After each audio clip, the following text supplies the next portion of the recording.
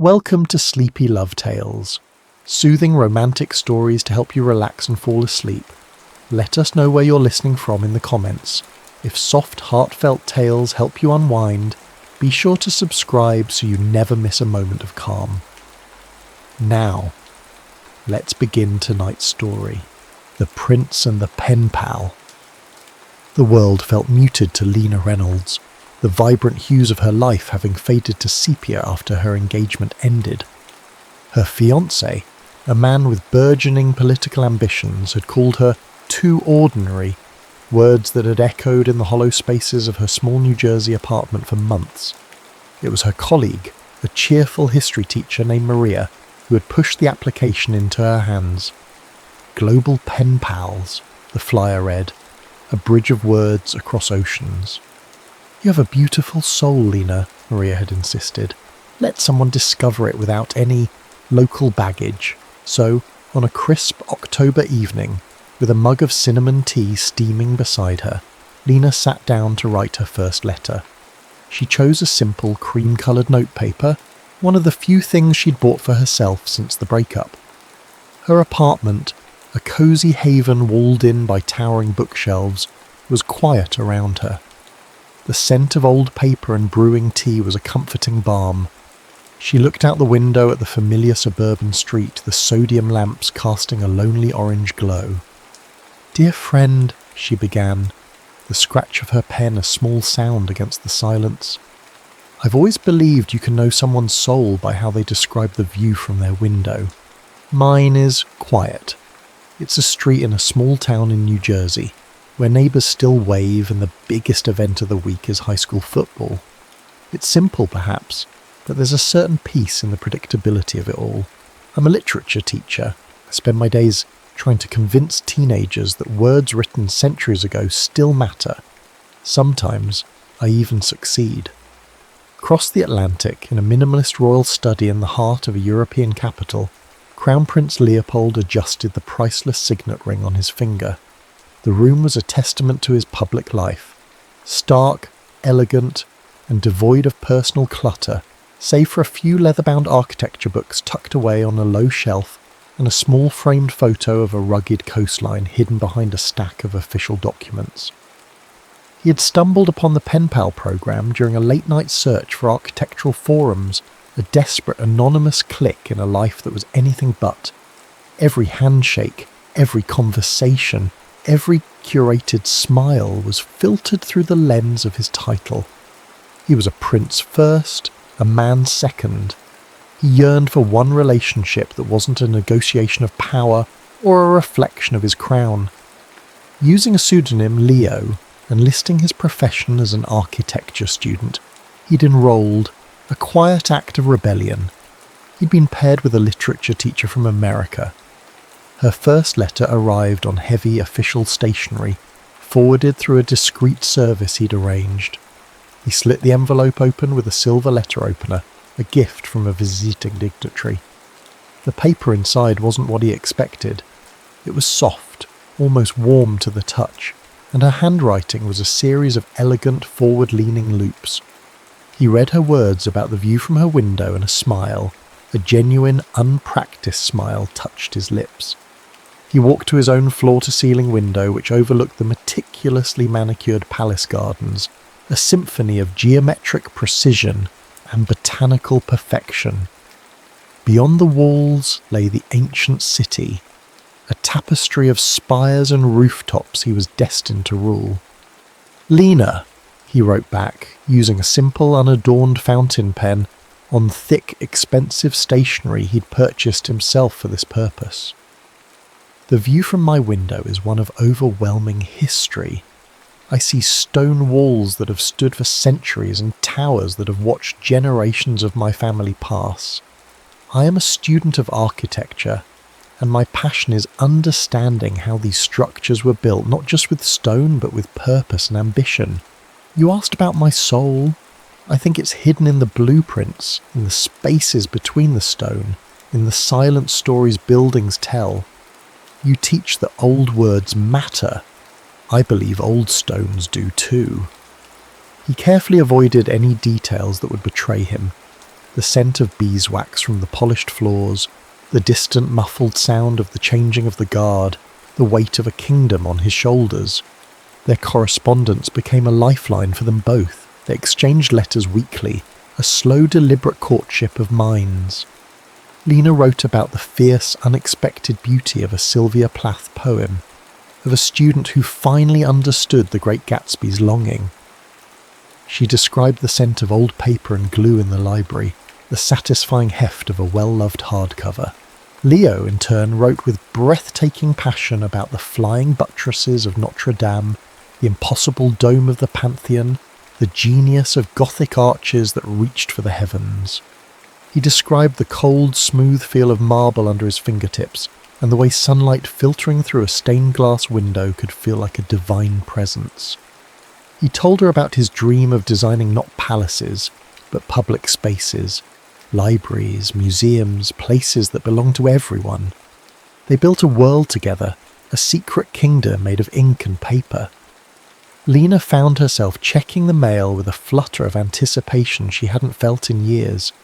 She would save his letters, reading them in the evening with her tea, his words painting pictures of a Europe she'd only seen in books. He was witty, intelligent, and carried a subtle melancholy she found herself wanting to soothe.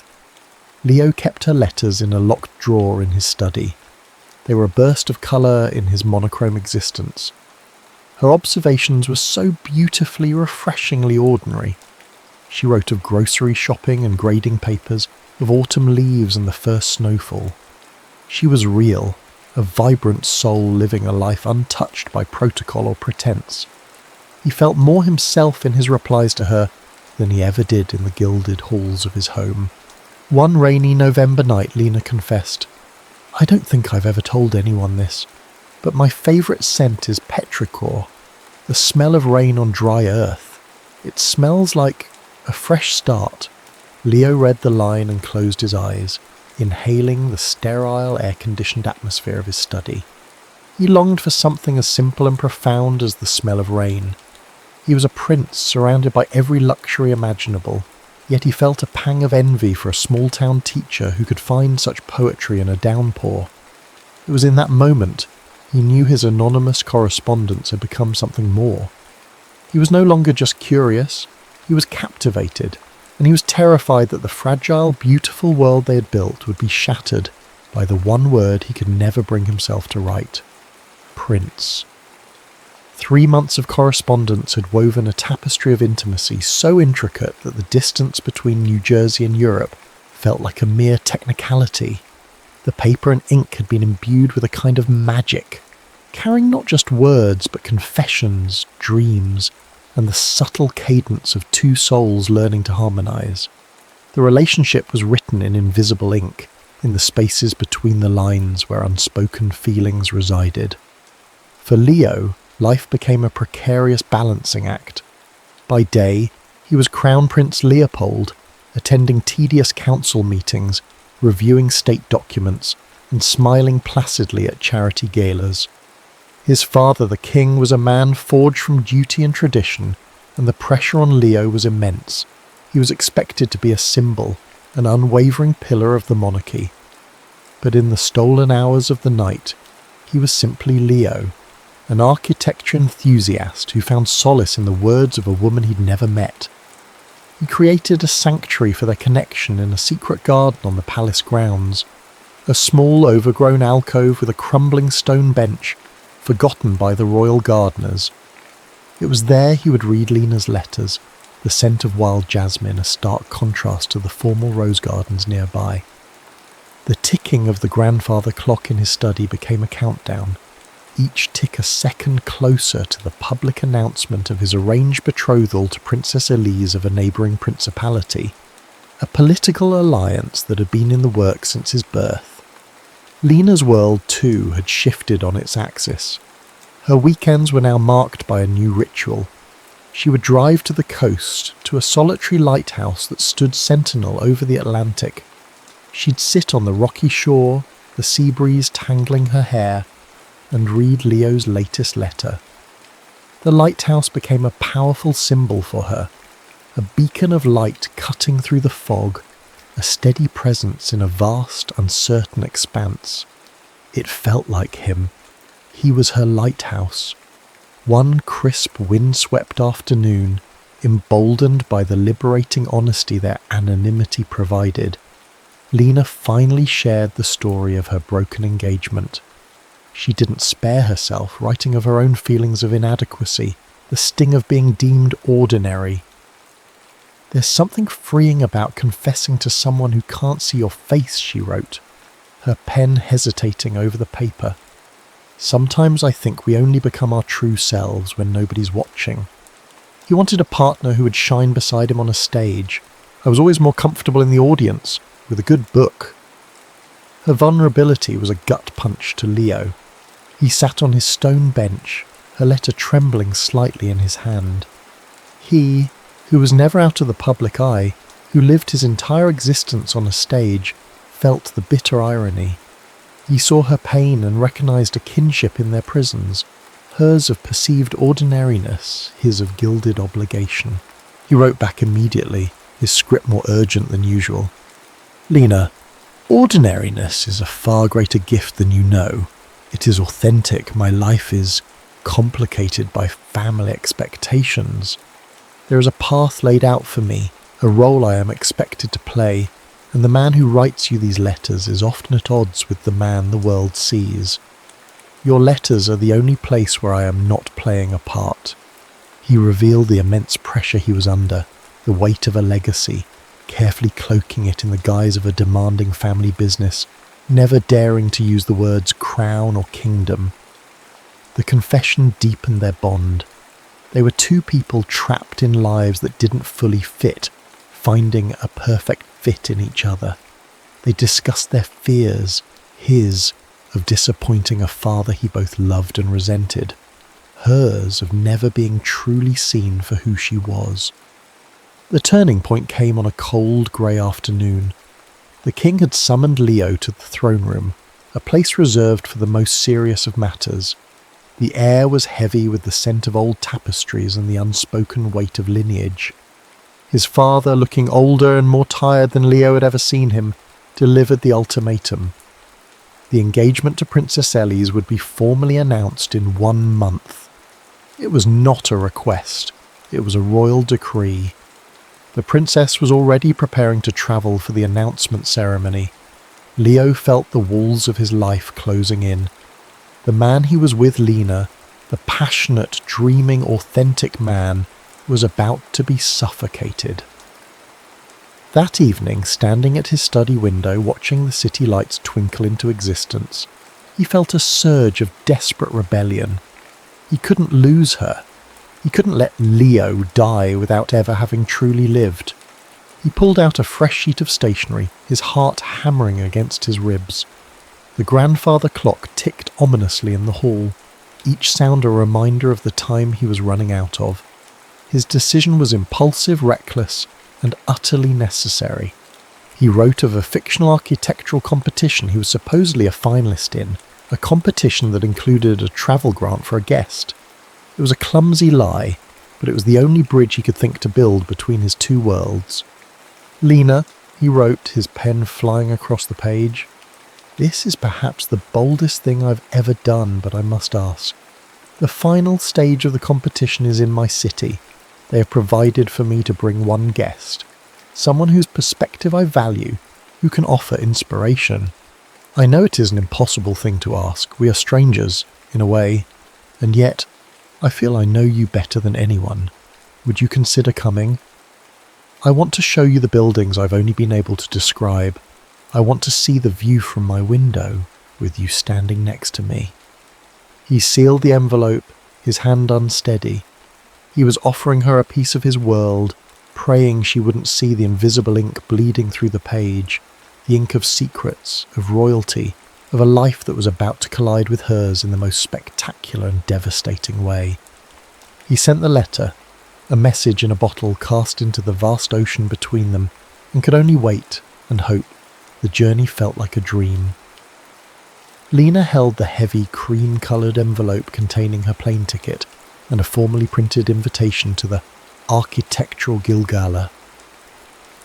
The embossed crest at the top was intricate and unfamiliar, but she assumed it was the logo of the prestigious organisation Leo had mentioned.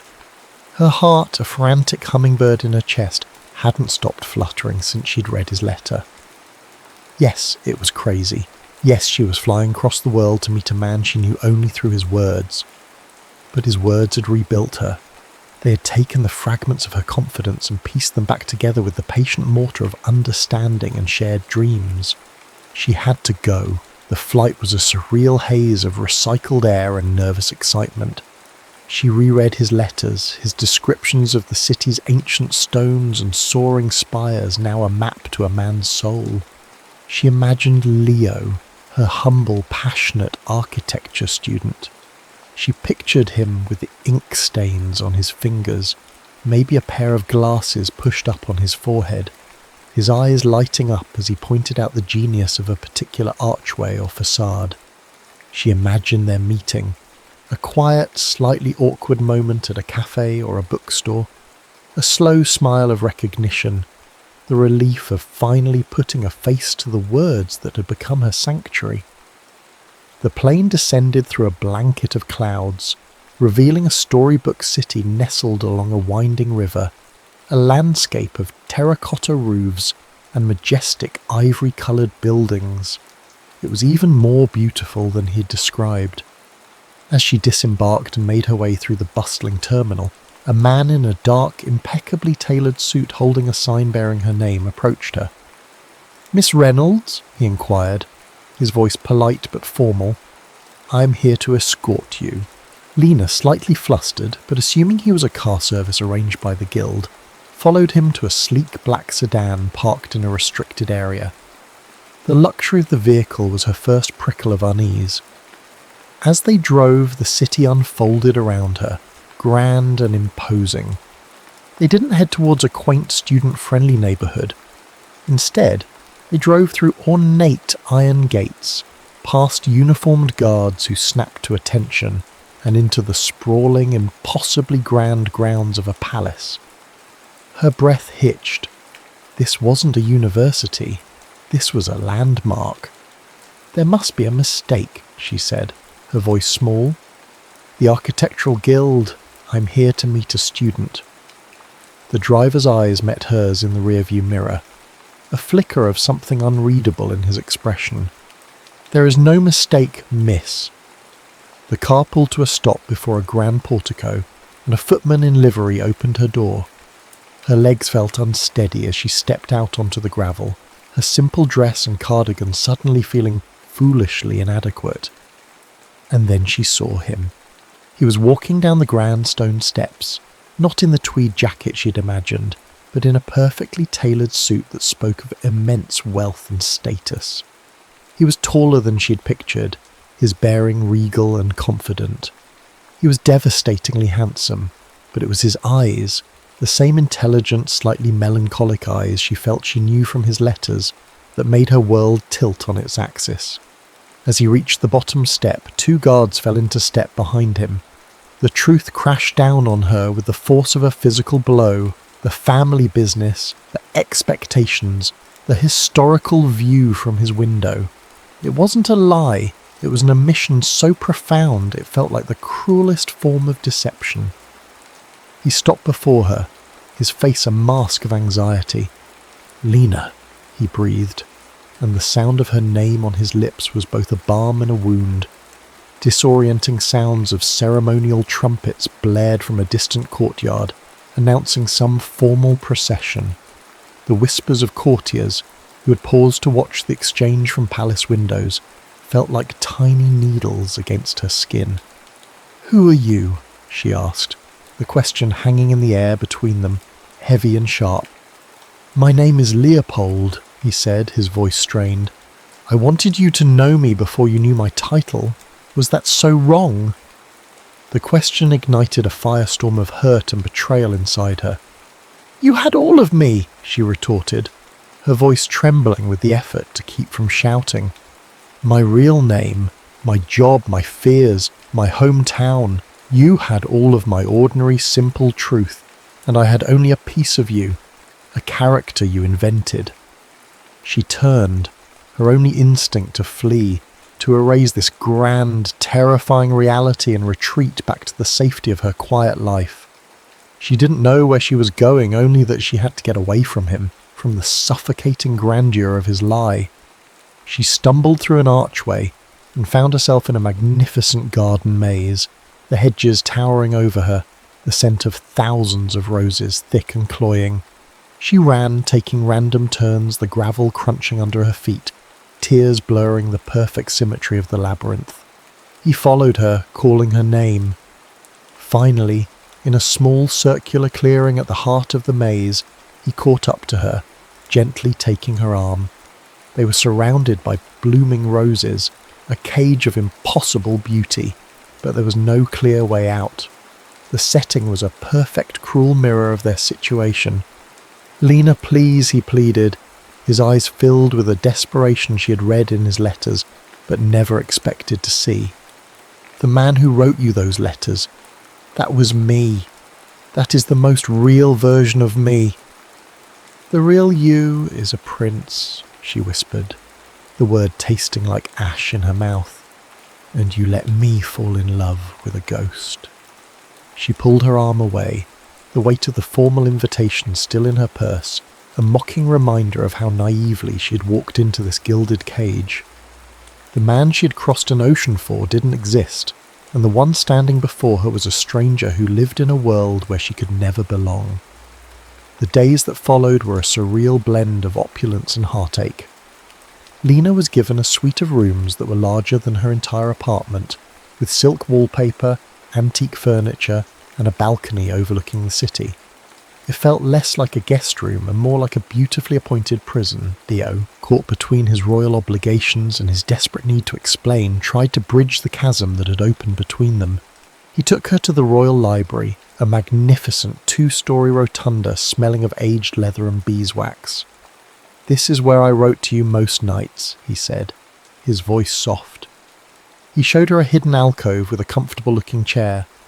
"I imagined you here, curled up with a book, telling me what you thought of it." For a moment the prince receded, and she saw Leo, her pen pal, the man who loved the quiet stories of old buildings. But the moment was fleeting, shattered by the arrival of an aide with an urgent message from the king. Their time was a series of stolen moments, fragmented and shadowed by his public life. He would find her on a deserted terrace for a whispered conversation, only to be whisked away for a diplomatic reception. They were surrounded by priceless art and centuries of history, yet the only thing that felt real was the raw, unspoken tension that vibrated between them. The suffocating tightness of the formal gowns they provided for her mirrored the constriction in her chest. The emotional climax of this strange, suspended reality came at a grand state ball. Dressed in an emerald green gown she couldn't believe was hers, Lina felt like an imposter. The ballroom was a dizzying kaleidoscope of crystal chandeliers, orchestral music, and glittering jewels. And across the room she saw him. He was standing beside a strikingly beautiful woman with an aristocratic air and a practiced smile. Her name was Princess Elise, and Lina knew, with a certainty that chilled her to the bone, that this was the woman he was meant to marry. Elise's eyes, sharp and intelligent, found Lina in the crowd. She leaned over and whispered something to Leo. His gaze snapped to Lina, a look of profound apology and helplessness in his eyes. Later, as a sudden, violent rainstorm lashed against the palace windows, Leo found Lina on a rain-drenched balcony, the distant sound of the orchestra a melancholic counterpoint to the drumming of the rain. "You should have told me about her," Lina said, not looking at him, her voice barely audible over the storm. "It wasn't my choice," he replied, his voice ragged. "It's an arrangement, a treaty. It has nothing to do with what I feel." "And what do you feel?" she challenged, finally turning to face him. The wind whipped a strand of hair across her face, and rainwater dripped from the stone balustrade like tears. "In your letters, you were never the teacher, and I was never the prince," he said, stepping closer. his presence a magnetic pull she fought to resist. We were just two people who found each other across an ocean. Can't we find our way back there? Back to the lie? She asked, her heart aching. That place doesn't exist anymore, Leo. We're here, in your world, and in this world, I'm the ordinary girl from New Jersey, and you are a prince about to be betrothed to a princess. Before he could answer, a palace guard appeared at the doorway, his expression grim. Your Highness, you are needed. There has been a crisis. A dam has broken in the Northern Territories. The change in Leo was instantaneous. The conflicted man vanished, replaced by a leader. His voice became crisp, authoritative, as he issued a rapid series of commands. He turned back to Lina, his eyes filled with a new, urgent intensity. Come with me, he said. It wasn't a request. He took her to the palace's emergency command centre. For hours she watched as he coordinated relief efforts, his focus absolute. He was compassionate, speaking with genuine concern to engineers and local officials. He was decisive, making difficult choices with a wisdom that seemed beyond his years. He wasn't just playing a part, he was serving his people with a fierce dedication she couldn't help but admire. She saw the weight of his crown not as a privilege, but as a profound responsibility that he carried with grace and strength.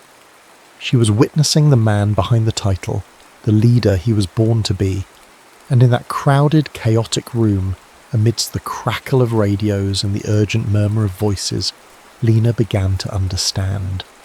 The Leo she had fallen for in the letters, the passionate, thoughtful man who dreamed of building things that mattered, was not a fiction. He was right here, building something far more important than a library or a museum. He was holding his kingdom together, and her heart, which she had tried so hard to shield, broke open with a reluctant, painful understanding. She loved the prince as much as she had loved the pen pal. The day of the betrothal announcement dawned grey and heavy, the sky the colour of slate. The palace buzzed with a solemn ceremonial energy. In the royal chapel, flowers were being arranged, and a velvet-draped table was set up at the front, awaiting the signing of the official documents that would bind two nations and two people. Lina stood by the window of her suite, looking down at the lighthouse-like spire of the city's oldest cathedral. It seemed to be mocking her, a beacon that had guided her here only to abandon her in the fog of an impossible situation. Leo had sent her a note that morning, delivered by a trusted footman. "Meet me in the old observatory at noon, please." She found him in the dusty, silent room at the top of the palace's north tower. Antique telescopes pointed towards the obscured sky, silent witnesses to centuries of cosmic events. Leo stood near a large celestial globe, his fingers tracing the painted continents. He looked exhausted, the weight of his impending decision etched on his face. He was dressed in his full formal uniform, the medals and sash a stark reminder of the duty that imprisoned him. "My father collapsed this morning," he said, his voice flat. "His heart. The doctors say the stress." He didn't need to finish. The implication was clear. If Leo defied tradition now, the consequences could be catastrophic, not just for the monarchy, but for his family. "So you're going through with it?" Lina stated, her own heart a leaden weight in her chest. "I don't have a choice," he said, turning to her, his eyes pleading for her to understand. "My kingdom needs this alliance. My father needs this peace." "I do understand," she said, and the sincerity in her voice surprised them both. "I saw you during the flooding. I saw the leader you are. Your people need you. I would never ask you to choose me over them." It was the hardest truth she had ever spoken, a sacrifice that tore at the very fabric of her being. He crossed the room in 2 strides and took her hands. His touch was electric, a desperate final connection. "But I love you, Lina. Loving you has made me a better man, a better leader. You taught me the value of authenticity, something the palace has tried to beat out of me my entire life." He reached into his pocket and pulled out his signet ring, the one bearing the royal crest. He pressed it into her palm. "This represents the kingdom I was born to rule," he said, his voice thick with emotion. The metal was heavy, a tangible symbol of his burden. "And there is another kingdom, the one we built, with paper and ink, with honesty and vulnerability, is just as real, just as important to me." He looked at her, his gaze unwavering. "Perhaps there's a way to honour both kingdoms, the one I was born to rule and the one we've built between us." A plan began to form in his eyes, a flicker of the rebellious student she knew, now tempered with the wisdom of a king. "Tradition is not a cage, it's a foundation," he murmured, almost to himself, echoing a sentiment from one of his earliest letters. "And foundations can be built upon." Down in the chapel the court had assembled. Princess Elise stood beside her father, looking serene and regal. The king, against doctor's orders, was seated, looking frail but determined. The moment arrived. Leo strode into the chapel, not with Lina, but alone. He walked to the front, his posture erect, his face resolute. He took a deep breath and addressed the assembly. He spoke of duty, of tradition, of his love for his country. He honoured the proposed alliance and spoke of Princess Elise with respect and admiration. Then he paused. "However," he continued, his voice ringing with newfound authority, "the world is changing, and our monarchy must change with it. True leadership is not about sacrificing personal happiness for public duty, but about integrating them. It is about being an authentic leader." He announced that he would honour the spirit of the alliance with Princess Elise's nation, creating stronger economic and cultural ties, but he would not and could not enter into a marriage devoid of love. He spoke of a new vision, one where his future partner would be a true partner, someone who understood both the common person and the crown. Then he looked directly toward the back of the chapel where Lina had slipped in, her heart pounding. "I have come to know a woman whose ordinary perspective is, in fact, the most extraordinary gift. A woman who has shown me that a kingdom's greatest strength is its connection to the people." He didn't say her name, but every person in the room felt the seismic shift in the monarchy's foundation. The resolution was not a fairy tale ending, but something more real, more earned. It was a compromise. In the months that followed, Leo, with Elise's surprising support, for she too longed for a life of her own choosing, renegotiated the terms of their nation's relationship. He began to modernize certain royal protocols, creating a charitable foundation focused on global literacy and cultural exchange, and he asked Lina to help lead it. 6 months later, Lina stood at the base of the lighthouse in New Jersey. The fog was thick, but the powerful beam cut through it, illuminating a path across the water. She heard footsteps on the gravel behind her and turned. It was Leo, dressed in simple trousers and a sweater, looking like the man she had first imagined. He held out his hand. In his palm was not the royal signet ring, but a simple antique key. "It's to the door of the Royal Library's new public wing," he said, "the one you helped me design." She placed her hand in his, their fingers lacing together. The ocean still stretched between their two worlds, but it was no longer a barrier. It was just water, and they had built a bridge. Some love stories are written in the stars, others in royal decrees, but theirs began with ink on paper, imperfect, smudged at times, but entirely ours. And perhaps that's the most royal thing of all. Two people choosing each other, again and again, across every border and boundary the world places between them.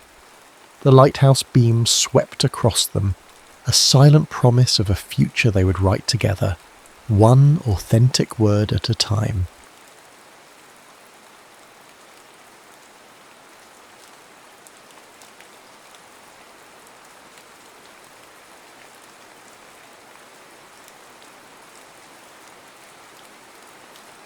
Written in fireworks. The salt-laced wind of Bluewater Beach, Massachusetts, carried the familiar symphony of a 4th of July sunset. Laughter from nearby families, The sizzle of a distant grill, the rhythmic crash of waves against the shore. It was a soundscape Lily Morgan knew by heart. At 58, she had seen this scene unfold more times than she could count.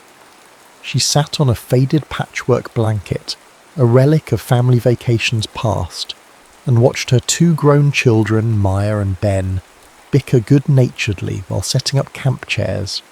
They were good kids, with kind hearts and lives of their own, yet a strange and persistent sense of detachment settled over her, as fine and cool as the evening mist rolling in off the Atlantic.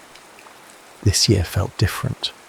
The nostalgia that usually warmed her was tinged with a peculiar melancholy. 40 years, she did the math again, a silent, reflexive habit that returned every summer. 40 years since the bicentennial. The setting sun cast a molten gold path across the water, and as the sky deepened to bruised purple, the present dissolved. The scent of coconut sunscreen and cheap beer was replaced by the sweeter aroma of Coppertone and tab soda. The tinny echo of a portable radio playing disco morphed into the full-throated celebration of 1976. July 4th, 1976. Lily, 18 and shimmering with the nervous energy of youth, slipped away from her parents' boisterous beach party. Their friends, loud and flushed with patriotic fervour, were debating politics, while she felt a universe of feeling coiling in her chest, too vast and undefined for their small talk. She needed air. She needed a moment that was her own. Ducking under the boardwalk felt like entering a secret world. The roar of the crowd above became a muffled rhythmic thunder. The setting sun striped the sand between the thick wooden planks, casting the space in a cathedral-like twilight. She wasn't alone. A boy was leaning against a pylon, his back to her, silhouetted against the glittering sea. He was tall, with a sweep of dark hair that fell across his brow. He turned at the crunch of her bare feet in the sand, and his eyes, a startling shade of green even in the dim light, widened slightly. "Sorry," she'd mumbled. "I thought I was the only one hiding." A slow smile spread across his face, instantly crinkling the corners of his eyes. "Best hiding spot on the beach. You can hear the world without having to be in it." His name was Daniel. He was from a town a few hours away visiting his grandparents. She was Lily, a local about to start college in the fall. They talked for what felt like minutes and hours. They didn't speak of the things teenagers usually did, school, sports, gossip. Instead, they spoke of the things that truly mattered. He dreamt of building things, structures that would last, while she dreamt of filling blank pages with stories that would move people. They talked about the future as if it were a tangible place they could map out together, there in the cool, quiet dark.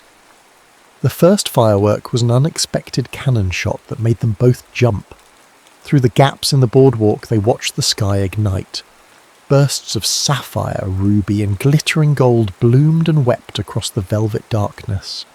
It was the grand finale of the bicentennial display, a spectacle of unprecedented scale. As a particularly magnificent explosion of white glitter cascaded downwards, bathing their hideaway in a strobe of otherworldly light, he turned to her, the world went silent. She saw her own wonder reflected in his eyes. He leaned in, his hand coming up to gently cup her jaw, and kissed her. It wasn't a fumbling teenage kiss. It was a kiss of startling certainty, a moment of profound recognition. It felt like coming home to a place she'd never been. When they finally broke apart, breathless, the sky was raining down its final embers. "It's like the sky itself is celebrating what we'd found," he'd whispered, his voice thick with an emotion that mirrored her own. "Meet me tomorrow," he said, his hand still warm on her skin. "Noon, by the lighthouse. Don't be late. I'll be there," she promised, her heart a frantic drum against her ribs, but he never came. She had waited for 2 hours, her hope slowly souring into a hollow ache of confusion and rejection that would subtly colour her life for years to come. She never even learned his last name. "Mom? You okay?" Maya's voice sliced through the decades, pulling Lily back to the present. Lily blinked, the ghost of that kiss still tingling on her lips. The ache was no longer sharp, but a dull, familiar throb. "Fine, honey. Just thinking." She forced a smile. "You looked 1,000,000 miles away," Ben added, handing her a bottle of water. 1,000,000 miles. 40 years. "How did that happen?" she whispered to herself, the words stolen by the wind. She got to her feet, brushing sand from her capri. The sun had completely vanished now, leaving behind a sky of deepening twilight. "I'm just going for a little walk," she announced, her voice steadier than she felt. "Before the show starts." She didn't wait for their questions. Her feet, acting on an instinct older than her own children, turned her not towards the crowded pier, but down the beach towards the solitary, stoic silhouette of the old Blue Water lighthouse, its beacon just beginning to sweep across the darkening water. The path to the lighthouse was quieter, a gentle ascent away from the boisterous energy of the main beach. A string of festive lights had been wound through the gnarled branches of the scrub pines, casting a soft, intermittent glow. From a beachfront restaurant below, the soulful, melancholic notes of a saxophone drifted on the breeze, a lonely counterpoint to the distant pop and fizzle of amateur fireworks. Lily walked slowly, her sandals scuffing against the sandy asphalt, her heart beating with a strange, anticipatory rhythm she couldn't explain. It was foolish, this pilgrimage, a sentimental journey into a memory. Halfway up the path, a lone figure sat on a memorial bench overlooking the water. Even in the deepening dusk, the profile was unmistakable. The set of the shoulders, the angle of the head as he gazed out at the horizon. It was a silhouette etched into the most private corners of her memory. His hair was silver now, catching the faint light from the distant pier, but the shape of him, the quiet intensity of his stillness, was the same.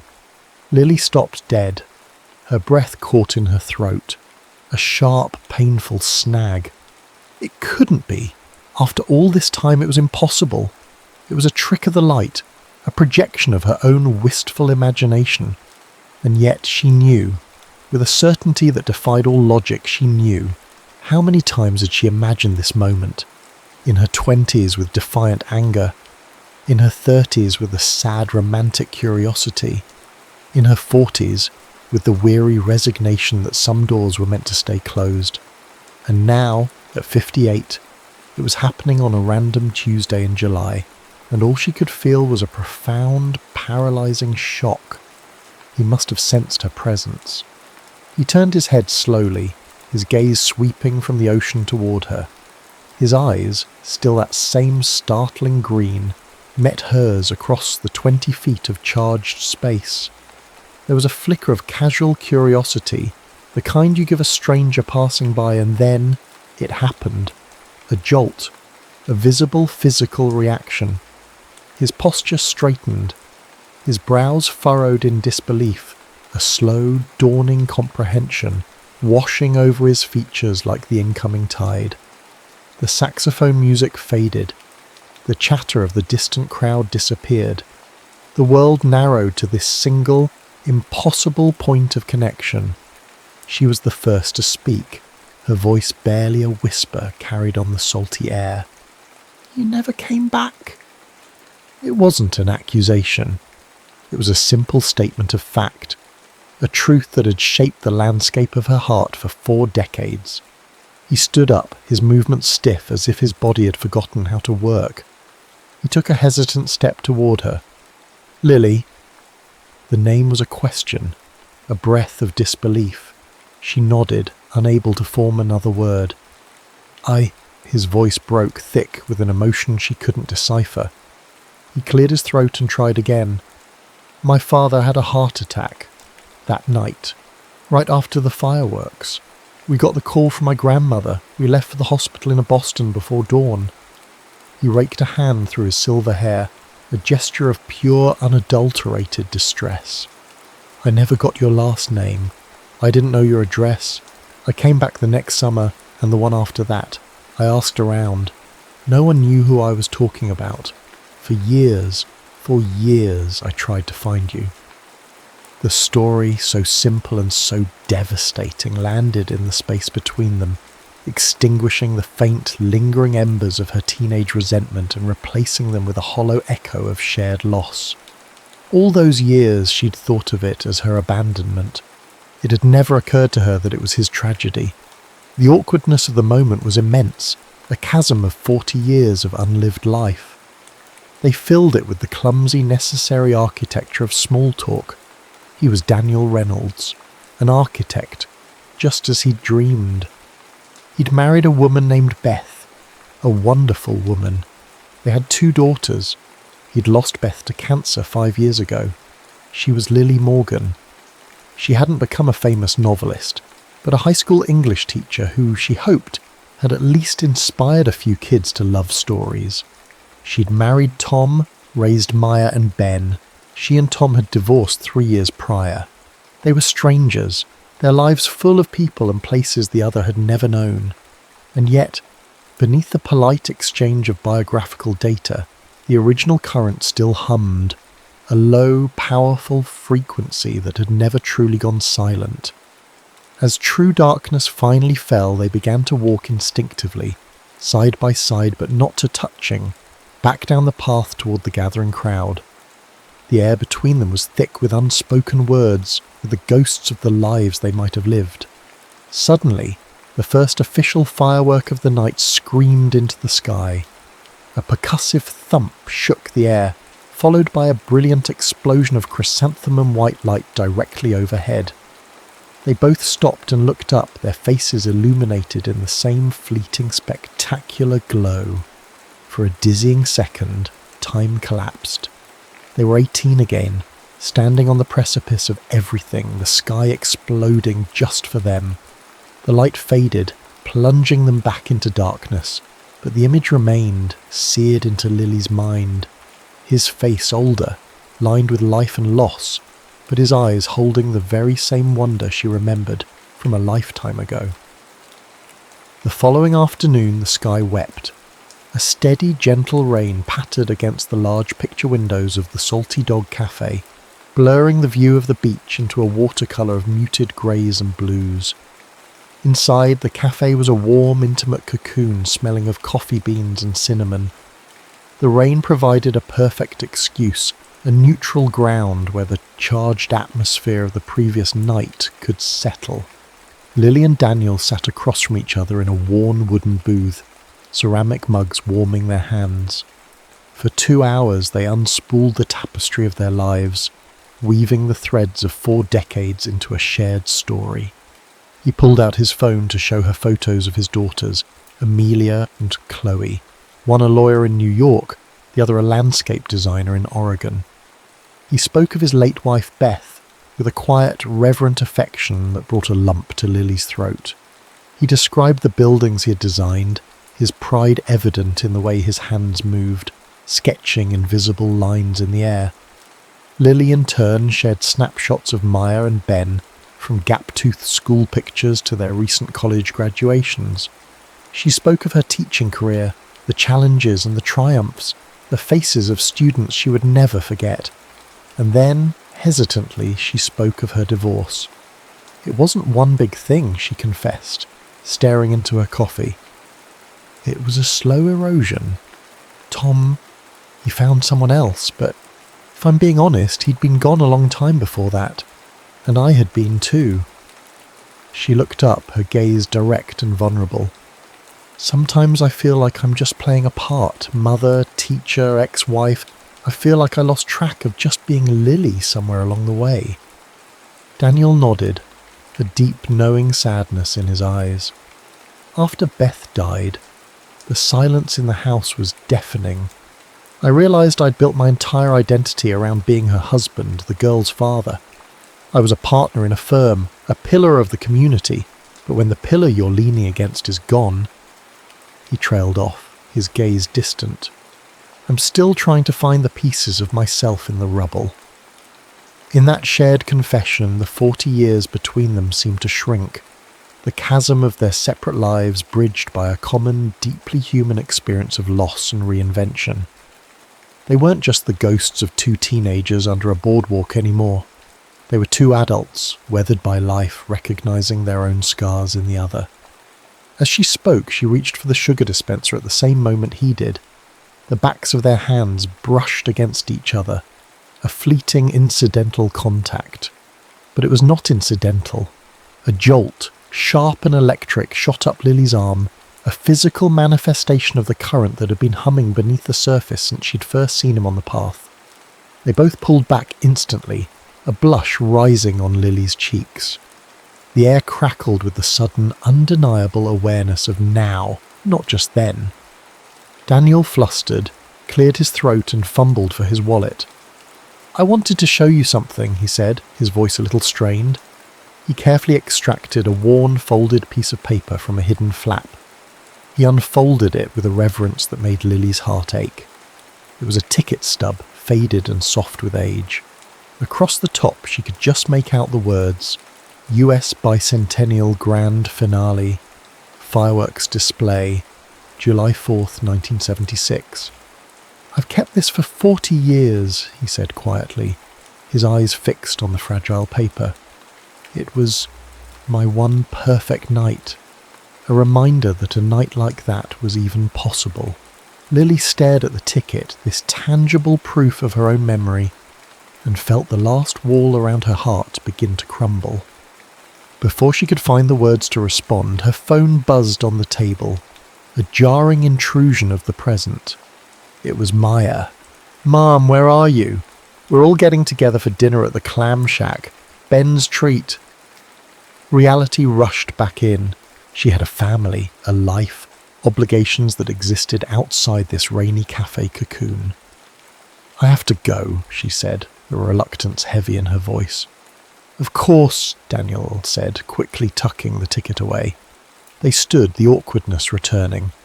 "I'm here until Sunday," he offered. "Maybe we could see the final fireworks display tomorrow night. Together." "I'd like that," Lily said, a genuine smile finally reaching her eyes. She turned and walked to the door, pulling up the hood of her raincoat. As she stepped out into the misty rain, something made her glance back. Through the rain-streaked window, Daniel was still standing by the booth, watching her go, and on his face was an expression of such quiet, profound longing that it mirrored the one she knew must be on her own. The air on Saturday evening was thick and unstable.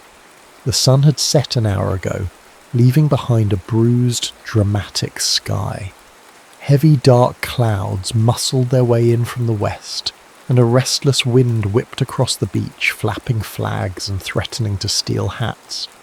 Despite the ominous weather, the boardwalk was thronged with people, a holiday weekend crowd determined to squeeze the last drop of summer from the night. Lily arrived with Maya and Ben in tow, a nervous knot tightening in her stomach.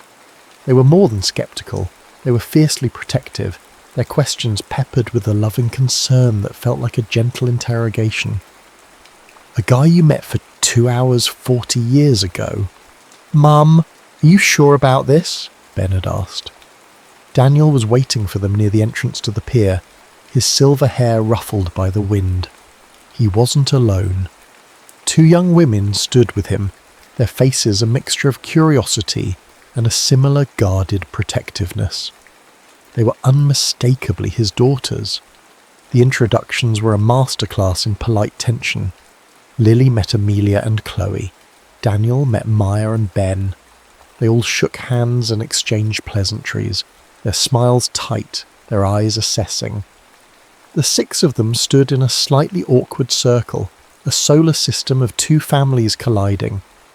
The silence was broken by Chloe, Daniel's younger daughter, who leaned toward her sister and whispered, just a little too loudly, "Dad barely even mentions Mum anymore, but he's talked about your mother non-stop for 2 days." The comment hung in the air, mortifying and illuminating in equal measure. A flush crept up Daniel's neck. Lily's own children exchanged a look. Seeking to diffuse the tension, Maya suggested they go find a spot to lay their blankets, a subtle act of separation. For a moment, Daniel and Lily were left alone in the churning river of the crowd. The wind whipped a strand of hair across Lily's face. Daniel reached out, his instinct faster than his thought, and gently tucked it behind her ear. His fingers grazed her temple, warm and firm. "I should have kissed you again," he said suddenly, his voice low and intense, cutting through the noise. "Yesterday, at the cafe, when our hands touched, I wanted to." Lily's heart hammered against her ribs. She opened her mouth to respond, to say "I wanted you to," but the words were stolen by a sudden collective gasp from the crowd. A fat, cold drop of rain hit her forehead, then another, and another. The threatened storm broke with a theatrical, almost violent suddenness. The sky opened up and a torrential downpour began, sending people shrieking and laughing as they scrambled for cover. The boardwalk became a chaotic exodus of panicked families gathering blankets and children. The fireworks were, without a doubt, cancelled. In the ensuing mayhem, they were separated. Lily was swept along with the surge of people heading for the parking lot. She called Daniel's name, but her voice was swallowed by the wind and the drumming rain. She lost sight of her own kids. Panic, cold and sharp, pierced through her. Acting on a primal, half-conscious instinct, she broke away from the fleeing crowd and ran, ducking under the familiar, cavernous shelter of the boardwalk. It was the same section. She knew it instantly. The rain fell in solid, silvery sheets just beyond the edge of her refuge, the roar on the wooden planks above a deafening drumbeat. Soaked, shivering and utterly alone, a wave of emotional crisis washed over her. The absurdity of it all hit her with the force of the storm. What was she doing? Chasing a memory, a feeling from when she was 18? She was a grown woman, a mother, an ex-wife standing in the rain and chasing a ghost. Was she trying to recapture a moment that was never meant to be more than that? A perfect singular flash in time? "Lily!" His voice cut through the roar. She spun around. Daniel appeared through the curtain of the rain, his shirt plastered to his chest, his hair slicked to his head, looking as drenched and desperate as she felt. He strode toward her, his eyes locking on hers with an intensity that stopped her breath. "I won't lose you again," he said, his voice raw and ragged. "Not in a crowd, not in a storm, not this time." He didn't hesitate. He closed the remaining distance between them, cupped her face in his hands just as he had done a lifetime ago, and kissed her. It was not the tender, exploratory kiss of their youth. This was a kiss of 40 years of waiting, of questions and what-ifs, of loss and longing. It was hungry and desperate and certain all at once. It was the storm and the shelter. It was the collision of their past and the explosive, undeniable reality of their present. The 4 decades of silence between them dissolved in that single, soul-shattering instant. 1 year later, July 4th, the sun, a benevolent orange orb, dipped towards the horizon, painting the sky in strokes of rose and gold. The air was warm and still, holding the promise of a perfect summer night. On the same stretch of Bluewater Beach, Lily leaned her head against Daniel's shoulder, the familiar patchwork blanket spread beneath them. The scene was the same, yet everything was different. A comfortable distance away, their children mingled. The awkwardness of the previous year had softened into a tentative, evolving warmth. Lily watched as Daniel's older daughter Amelia showed Ben a photo on her phone, both of them laughing at something. Maya was in a deep conversation with Chloe about perennial flowers. It wasn't one big, perfectly blended family, not yet, but it was the start of something new. A constellation formed from the gravitational pull of 2 separate stars. Their year had been a whirlwind of logistics and emotion. It had been weekends spent driving the 3 hours between her home and his. It had been long phone calls late into the night, filling in the vast empty spaces of their 40-year separation. It had been the slow, careful process of introducing their histories, their friends, their favourite coffee mugs, the quiet sorrows they each carried. It was the gradual, beautiful merging of 2 lives that had run parallel for so long. "We're moving too fast," she teased. her voice a low murmur against his collarbone. "'Cause 41 years to get to this blanket." He chuckled, the sound a warm vibration that resonated through her. "I'm making up for lost time." He shifted, reaching into the canvas tote bag beside him. He pulled out a small velvet-wrapped box. Her heart gave a little flutter, even though they'd talked about it. They were in no rush. They were savouring this. The rediscovery. It wasn't a ring. He opened the box to reveal a delicate silver pendant on a thin chain. It was an abstract shape, a burst of intricate silver lines radiating from a central point. A firework. "For someone who understands that timing isn't always what we plan," he said, his green eyes soft and serious. "Sometimes it's exactly what we need." He carefully unclasped the chain and fastened it around her neck, his fingers warm against her skin. The cool metal settled against her collarbone, a tiny, perfect star. As dusk settled completely, and the first firework of the night streaked into the sky, Daniel gestured with his chin towards a charming, grey-shingled beach house just behind the dunes, its porch-light glowing invitingly. "I was looking at the rental listings," he said casually, though she could hear the undercurrent of excitement in his voice. "That one's available for the winter. I was thinking, what if we didn't have to leave this time? What if we didn't have to drive away on Sunday? What if this became our place?" Lily looked from the house, a beacon of warmth against the darkening sky, to his face, illuminated by a burst of emerald green light from above. In his eyes she saw their future unfolding, not a frantic recapturing of youth, but something richer, deeper. She saw quiet winters walking this very shore, hand in hand. She saw summers filled with the laughter of their children, and maybe one day their grandchildren. She saw them building something new and lasting on the foundation of that one magical long-ago connection. She lifted her hand to touch the pendant at her throat. Perhaps the heart keeps its own calendar, marking not days or years, but moments of perfect connection. Her gaze met his, full of a love that felt both brand new and ancient. "Some fires burn briefly," she said, her voice full of emotion as she watched the explosion reflect in his eyes.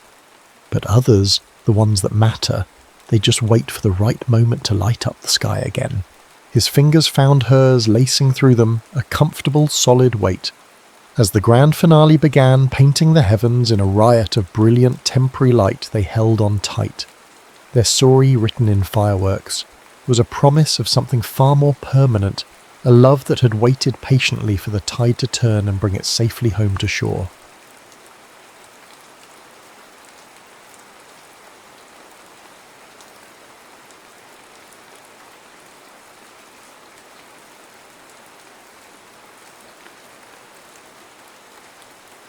When the Willow Weeps. The sky wept that evening, a relentless, mournful cry that mirrored the one Eleanor Hart often felt trapped within her own chest. It was late autumn in Mississippi in 1846, and the wind, a bitter harbinger of winter, tore at the eaves of her small weathered farmhouse. Inside, the meagre warmth from the hearth fought a losing battle against the chill, seeping through the old panes.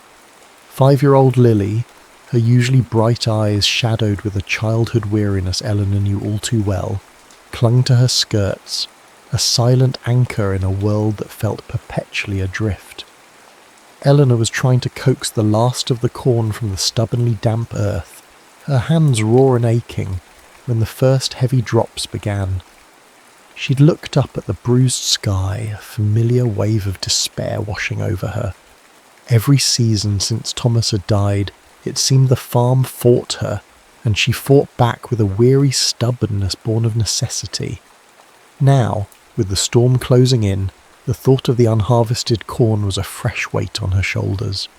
She guided Lily, her small hand swallowed by Eleanor's calloused one, back towards the house, the mud sucking at their worn boots. Just as the wind began to howl in earnest, a knock sounded, startling them both.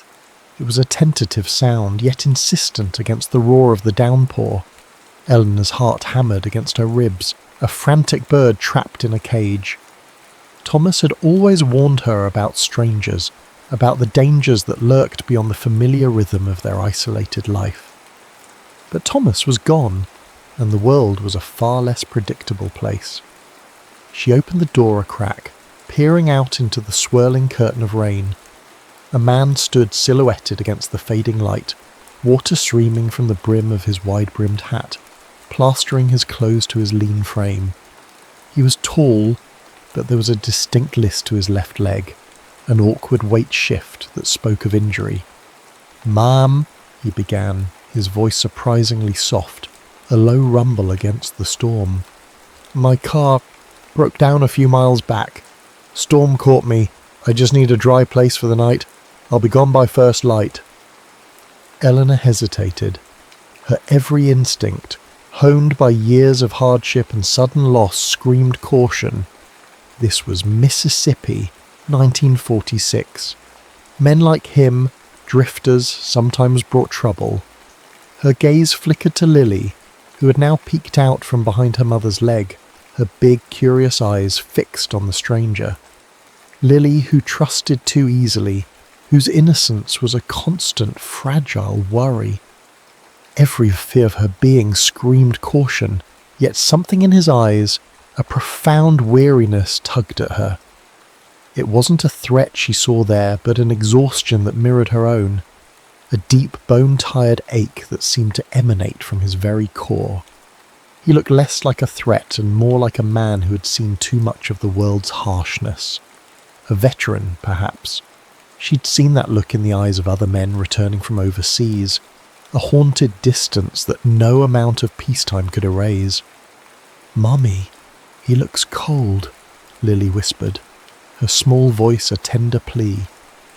The man, as if sensing Lily's unspoken compassion, offered a faint, almost imperceptible nod of acknowledgement. "I just need a dry place, Ma'am. I'll earn my keep." His gaze, though tired, was steady, unflinching. Eleanor swallowed, the bitter taste of fear and resignation thick in her mouth. She thought of the long, lonely nights, the creaking of the house, the constant struggle. Could she really turn a soul away on a night like this? A flicker of unexpected empathy, perhaps even a foolish hope, stirred within her. "Come in," she said, her voice barely above the wind's wail. She opened the door wider, allowing him to step into the small, warm embrace of her home. The scent of damp earth clung to him, mingling with the faint, metallic tang of the rain. He stepped inside, dripping onto the worn linoleum, and immediately looked around for something to do, his gaze falling on the pile of unchopped firewood by the hearth. "I can help with that, Mum," he offered, his voice still low, almost deferential. He moved slowly, a visible stiffness in his left leg, a subtle favouring that confirmed her suspicion of an injury. A soldier, then, returning from a war that had left scars both visible and unseen. Eleanor watched him, a knot of apprehension slowly loosening in her chest, replaced by a cautious curiosity. His name, he offered, was Daniel Cole, just Daniel. He didn't offer a last name, nor did she press for one. The immediate task was simply to survive the storm, to find shelter from its fury. As he bent, wincing slightly, to stack the firewood, the relentless rain outside, a steady drum against the window panes, became a strange, comforting backdrop to their unexpected shared space. The crackling fire, once just a source of heat, now seemed to hum with a new, tentative life. And in the quiet warmth of her small farmhouse, with Lily's soft breathing beside her, Eleanor felt a fragile sense of peace, a momentary reprieve from the relentless cold of her own grief. She knew this was a gamble, a step into the unknown, but for the first time in a long time she felt a flicker of something other than despair. It was a fragile, unfamiliar feeling, like a seedling pushing through frozen earth, promising life even in the heart of winter. Winter tightened its grip on the Mississippi land, painting the fields in shades of muted grey and stark white. Yet, within the small farmhouse, a different kind of warmth began to bloom, slowly, cautiously, like a flower unfurling after a long, cold night. Daniel Cole, the quiet stranger who had arrived with the storm, had seamlessly woven himself into the fabric of Eleanor and Lily's lives. His promise to earn his keep had been an understatement. He proved himself indispensable, his competence a quiet revelation. The leaning fence by the north pasture, a constant source of worry for Eleanor, was expertly mended, its posts now standing sentinel against the biting wind. The chickens, often neglected in Eleanor's exhaustion, clucked contentedly under his steady hand, their eggs a surprising bounty. He moved with a quiet efficiency, his limp a silent testament to a hidden past, but never an impediment to his work. Lily, initially wary, had been the first to succumb to his gentle charm. Her initial shyness, a protective shell she'd formed since her father's death, began to crack. Daniel had a way with her, a quiet understanding that bypassed words. He'd sit by the fire in the evenings, after the day's work was done, and his large, calloused hands, so adept at mending fences, would delicately whittle small figures from scraps of wood. A bird, its wings outstretched as if in flight. A tiny, sturdy horse. Lily would watch him, mesmerised, her small face alight with a wonder Eleanor hadn't seen in years. "Mr. Daniel, can you make a bird?" she'd ask, her voice a hopeful whisper. And Daniel, with a soft smile, would always oblige, the rhythmic sound of his whittling knife, a soft scrape and whisper of wood, became a comforting counterpoint to the crackling fire, a sound that spoke of creation and quiet industry. Eleanor watched him, her initial apprehension slowly dissolving like mist in the morning sun. She saw the kindness in his eyes when he looked at Lily, a genuine affection that warmed something deep within her. She observed his unwavering respect, his polite distance, his refusal to overstep boundaries. He never pried, never questioned, yet his presence was a constant unspoken offer of support. His presence was a quiet melody in the house, a counterpoint to her usual solitude. She found herself waiting for his return from the fields, for the low murmur of his voice. The house, once echoing with only her own thoughts and Lily's small sounds, now felt fuller, safer. One frigid afternoon, while mending a broken hinge on the barn door, Daniel paused, his breath pluming in the cold air. Eleanor, bundled in her heaviest coat, was helping him, her fingers clumsy with the tools.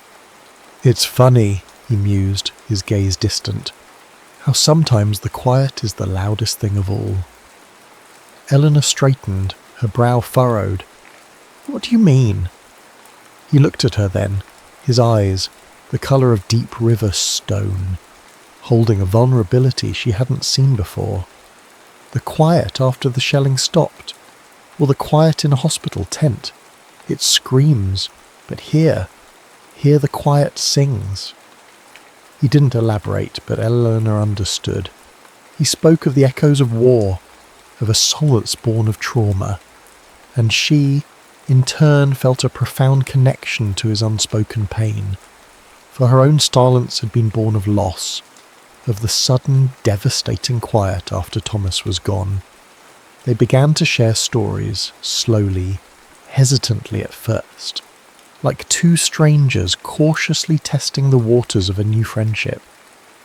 Eleanor spoke of Thomas, her voice soft with lingering grief, of his dreams for the farm, dreams that had become her solitary burden. She spoke of the relentless struggle to keep it alive, the exhaustion that sometimes threatened to swallow her whole. Daniel in turn spoke of the war, not in graphic detail, but in hushed tones of camaraderie and loss, the places he'd seen, the faces he'd known. He spoke of the longing for a place to call his own, a sense of belonging that had been elusive since his return. He admitted to the quiet ache in his leg, a souvenir from a forgotten skirmish, a constant reminder of a past he couldn't outrun. He didn't explicitly say he had nowhere to go, but his words painted a picture of a man adrift seeking an anchor. One late afternoon, as the sun dipped below the horizon, painting the sky in hues of bruised purple and fiery orange, they found themselves by the old willow tree that stood sentinel at the edge of the property. Its stark silhouette, its branches like weeping arms, seemed to mirror the quiet sorrow that had permeated Eleanor's life.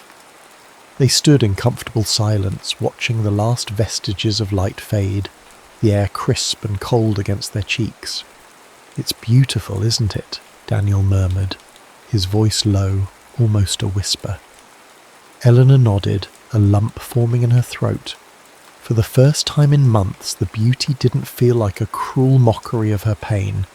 It felt shared, a fragile thread, woven between them, slowly strengthening with each passing day. The comforting aroma of freshly baked bread, still lingering on her clothes from the morning's baking, seemed to fill the cold air, a domestic warmth that settled around them. As the first star pricked through the twilight, Eleanor felt a subtle shift within her, a quiet unfolding. The willow, once a symbol of her grief, now seemed to stand as a testament to endurance, to the quiet strength found in unexpected company. And as she looked at Daniel, his profile silhouetted against the dying light, she realized that the subtle yearning she felt was not just for the past, but for a future, one that perhaps he might be a part of. Spring arrived in Mississippi with a burst of defiant green, painting the fields in emerald and unfurling the first delicate blossoms on the trees. The world outside the Hart Farm was awakening, but within its small insular community, a different kind of stirring began, the low, insidious hum of gossip. Daniel's presence, once a quiet, almost invisible comfort confined to the isolation of the farm, was becoming more noticeable. He drove Eleanor into town for supplies, his reliable, if patched-up truck a familiar sight on the dirt roads. He helped her sell her small surplus of vegetables at the general store, his quiet demeanour a stark contrast to the usual boisterous farmers. And with each public appearance the whispers grew. Mrs. Henderson, with her sharp eyes and even sharper tongue, was the chief orchestrator of this insidious symphony. Eleanor would catch her gaze at the general store, a knowing, disapproving look that would prickle her skin. The other women in town would fall silent as Eleanor passed, their conversations resuming in hushed tones, punctuated by glances towards her and, more pointedly, towards the tall, quiet man who now often stood by her side. The oppressive silence after a particularly harsh comment, or even just a shared judgmental glance, weighed on Eleanor like a physical burden. Eleanor felt the shift, the tightening of the social noose. She'd always been an outsider, a city girl who had married a farmer and never quite fit into the rigid social fabric of rural Mississippi. Her widowhood, once a source of pity, now seemed to have become a canvas for judgment. She tried to ignore it, to focus on the burgeoning life of the farm, on the quiet joy Daniel brought into Lily's world. The fresh spring blossoms, so vibrant and full of promise, seemed incongruous with the building tension, a cruel irony. Then came Martha. Eleanor's late husband's sister, Martha Thorne, was a woman who embodied the town's conservative values, a woman who believed in order, propriety, and the sanctity of family reputation above all else. Her unannounced visit one sun-drenched afternoon in late spring felt less like a social call and more like an inquisition. Martha swept into the farmhouse, her starched dress rustling, her eyes missing nothing. She took in Daniel, who had just come in from mending a fence, his shirt dusted with earth, a quiet presence in the small living room. Her gaze lingered on him, cold and assessing, before turning back to Eleanor, her smile thin and unconvincing. "Eleanor, dear," Martha began, her voice dripping with false sweetness. "We've been hearing things in town." She paused, letting the implication hang heavy in the air. "About your living arrangements. And with Lily here, well, It's for her good, isn't it? What will people say? Her questions were veiled threats, each word a subtle jab at Eleanor's perceived impropriety. Eleanor felt a slow burn of anger rise within her. My daughter is safe with me, Martha, and Daniel is a good man. He's been a great help with the farm. Martha's smile tightened further. Help is one thing, Eleanor, but a man living under a widow's roof? It sets tongues wagging, and wagging tongues can hurt Lily. Her gaze flickered to Lily, who was quietly playing with one of Daniel's whittled birds on the floor, seemingly oblivious to the tension, yet Eleanor knew Lily absorbed everything. Daniel, who had been standing silently by the door, his presence a solid, reassuring anchor, shifted. He didn't speak, but his gaze, usually so soft, now held a glint of steel. After Martha finally departed, leaving behind a lingering scent of lavender and judgment, Eleanor felt a wave of exhaustion wash over her. The righteous indignation that had fueled her defiance against Martha now drained away, leaving her hollowed out. The whispers, the stares, Martha's veiled threats, it was all a suffocating weight. She sank onto a kitchen chair, burying her face in her hands, the quiet tears a testament to her profound weariness. Daniel found her there moments later, the clatter of a drop plate from her earlier agitation having drawn him from the barn. He didn't say anything, just stood by the doorway for a moment, his presence a silent question. Then he moved to her, his movements gentle, unhurried. He didn't offer platitudes or empty reassurances. Instead, he simply knelt beside her, his large hand gently resting on her shoulder. You don't have to carry it all alone, he murmured, his voice a low, comforting balm. His touch, so unexpected, so tender, was a revelation. It wasn't the fleeting, accidental brush of hands as they worked, but a deliberate, comforting connection. Eleanor slowly lifted her head, her eyes red-rimmed. She looked at him, truly looked at him, and saw not just the quiet, wounded veteran, but a man of immense strength and unexpected tenderness. In that moment, a profound understanding passed between them, a silent acknowledgement of the burdens they both carried, and the quiet defiance that was beginning to bind them together. The blossoming affection between them, once a fragile bud, was now pushing through the soil, resilient and determined, despite the chilling winds of small-town judgment. The spring, with its promise of new life, was also bringing with it a reckoning. Summer descended upon Mississippi with a vengeance, the air thick and heavy, pressing down on the land and on Eleanor's heart. The whispers, once confined to the general store and Martha's veiled threats, had escalated into a full-blown storm. The humid air seemed to carry the weight of judgment, stifling and suffocating. The ultimate blow landed on Eleanor's doorstep one sweltering afternoon. A formal summons to the county courthouse. Her late husband's family, spearheaded by Martha and her brother, had filed a petition for custody of Lily. The grounds were laid out in stark legalistic language. Eleanor's immoral conduct and unstable environment, due to the presence of Daniel Cole, a man of unknown origins and questionable character. The paper trembled in Eleanor's hand, its cold officialdom a stark contrast to the furious heat that flared within her. Her initial reaction was a fierce, protective rage. How dare they question her love for Lily, her ability to provide a home? But beneath the anger, a cold, insidious fear began to coil. They had power, connections, and the weight of small-town morality on their side. The day of the hearing was a blur of oppressive heat and suffocating anxiety. The courthouse was a grand, imposing structure, its columns a stark reminder of the law's unyielding nature. Inside, the air was thick with unspoken judgment, a palpable tension that made it hard to breathe. The stifling heat of the courtroom seemed to magnify every nervous tremor. Eleanor sat beside a nervous elderly lawyer, her hands clasped so tightly her knuckles were white.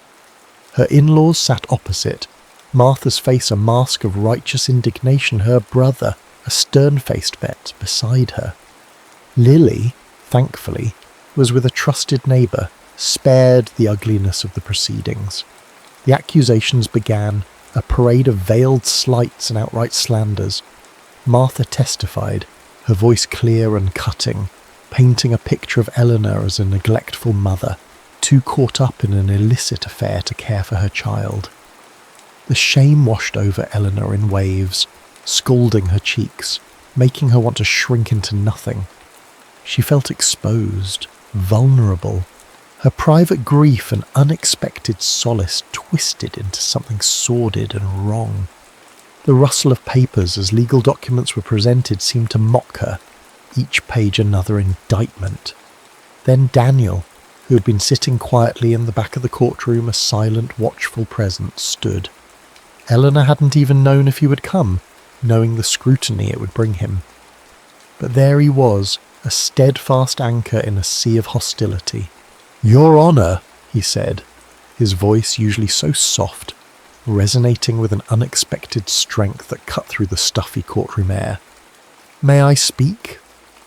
The judge, a weathered man with tired eyes, nodded, a flicker of curiosity in his gaze. Daniel moved forward, his limp more pronounced under the strain, but his gaze unwavering. He stood tall before the judge, facing the accusing stares of Martha and her brother, and the curious, judgmental eyes of the townsfolk who had come to watch the spectacle. "Eleanor Hart is a good woman," he stated, his voice clear, unyielding. "And this child is loved, more than anything. She works that farm day and night to keep a roof over Lily's head. She's faced more hardship than most folks could imagine, and she's done it with grace and courage." He paused, his gaze sweeping over the courtroom, lingering for a moment on Eleanor's tear-filled eyes. "I am a veteran. I fought for this country, and I came here looking for nothing but a quiet place to heal. Eleanor Hart, she gave me that. She took in a stranger, gave him shelter, gave him work. She didn't ask questions. She just saw a man in need." His voice deepened, a raw emotion entering it. "To say she's immoral, to say she's unfit, it's a lie. She's the strongest woman I've ever met. And if loving someone who helps her, who respects her, who cares for her child is immoral, then I don't know what decency is." Eleanor listened, her heart swelling with an emotion so powerful it threatened to overwhelm her. Shame receded, placed by a fierce wave of love and gratitude. He was standing up for her, for them, risking everything in a town that would judge him even more harshly for it. His words were a balm to her battered soul, a shield against the public shaming. In that moment, a profound realization bloomed within her. This quiet, wounded man, who had walked into her life with the rain, had become more than just a helper, more than just a friend. He was her solace, her strength, her quiet defiance. The fear that had gripped her for so long began to recede, replaced by a fierce, undeniable truth.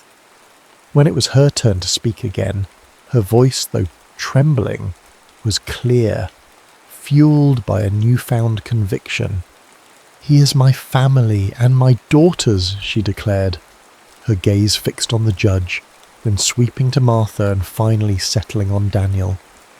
"Daniel has brought light back into our lives.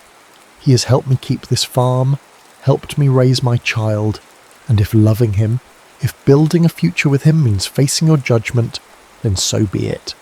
I will not deny my heart, nor the love that has given us both hope." The words hung in the air, a public declaration, a defiant stand against the conservative tide of the town. Eleanor knew it would only intensify the scrutiny, that the fight was far from over. But as she looked at Daniel, his eyes filled with a raw reciprocal love, she felt an unwavering certainty. This was not just about Lily, it was about reclaiming her own life, her own choices, her own heart. The tremors in her hands were no longer from fear, but from the trembling intensity of a love that was finally, defiantly out in the open. The immediate aftermath of the court hearing was a fractured sense of palpable tension that hung heavy over the small Mississippi town. The judgment for Lily's custody was pending, leaving Eleanor and Daniel in a state of suspended animation, a constant hum of anxiety beneath their skin. Yet in that uncertainty something else stirred, a quiet, unwavering resolve. The community, once a monolithic wall of conservative judgment, showed cracks. Some, particularly the women who had endured their own hardships and quiet rebellions, offered Eleanor small encouraging nods at the general store, a hushed "bless your heart, Eleanor," that carried more weight than any public declaration of support. The older men, their faces etched with the wisdom of the land, would offer Daniel a respectful tip of their hats, a silent acknowledgement of his courage in the courtroom. It was a divided reaction, but the pockets of empathy, once invisible, now shimmered with a quiet hope. Regardless of the legal outcome, Eleanor and Daniel made a decision that felt both terrifying and exhilarating. They would build a life together, on their own terms. The farm, once Eleanor's solitary burden, transformed into a shared dream. They spent the late summer and early autumn days planning, talking for hours under the shade of the old willow tree. Its branches, once weeping with Eleanor's grief, now seemed to whisper promises of resilience and growth swaying gently in the breeze. "We could plant more corn next year," Daniel suggested one evening, sketching lines in the dirt with a stick. "And maybe a small patch of cotton for extra income. I know a few buyers down in Meridian." His voice was full of a quiet enthusiasm Eleanor hadn't heard from him before, a practical optimism that grounded her swirling anxieties. Eleanor listened, her heart swelling. He wasn't just talking about crops, he was talking about a future, their future. "And the barn needs new roofing before winter," she added, already seeing the possibilities, the shared burdens, the collective strength. Lily, oblivious to the legal battles raging around them, was a constant reminder of what they were fighting for. Her innocent joy, her bright laughter as she chased butterflies through the fields, was a pure, unadulterated source of hope. Daniel, now Papa Daniel to her, would lift her onto his shoulders, his limp forgotten in his eagerness to make her laugh. The rhythmic sounds of the farm animals, the clucking of chickens, the lowing of cows, the occasional bleat of a lamb, were no longer just the cacophony of her solitary struggle, but a comforting backdrop to their burgeoning family life. One crisp autumn afternoon, as the leaves on the willow tree began to turn a brilliant gold, Eleanor and Daniel sat beneath its sprawling branches, watching Lily play in a patch of sunlight. She was meticulously arranging small wildflowers into a makeshift bouquet, humming to herself. The warmth of the late summer sun bathed them, a golden promise. Daniel reached for Eleanor's hand, his fingers intertwining with hers. His touch was no longer tentative but firm, possessive, yet infinitely tender. "No matter what happens, Eleanor," he said, his voice low, his gun fixed on her, "we face it together." A profound sense of peace settled over Eleanor, a feeling she hadn't known was possible after so much loss. She squeezed his hand, her eyes glistening. "Always," she whispered, her voice thick with emotion. The word, a simple declaration, felt weighty with the promises of their shared past, their uncertain present, and their hopeful future. Lily, catching sight of a vibrant monarch butterfly fluttering past, gasped with delight. "Look, Mama, Papa Daniel, a butterfly!" she exclaimed, pointing a tiny finger. They watched it together, a fleeting moment of beauty and serenity.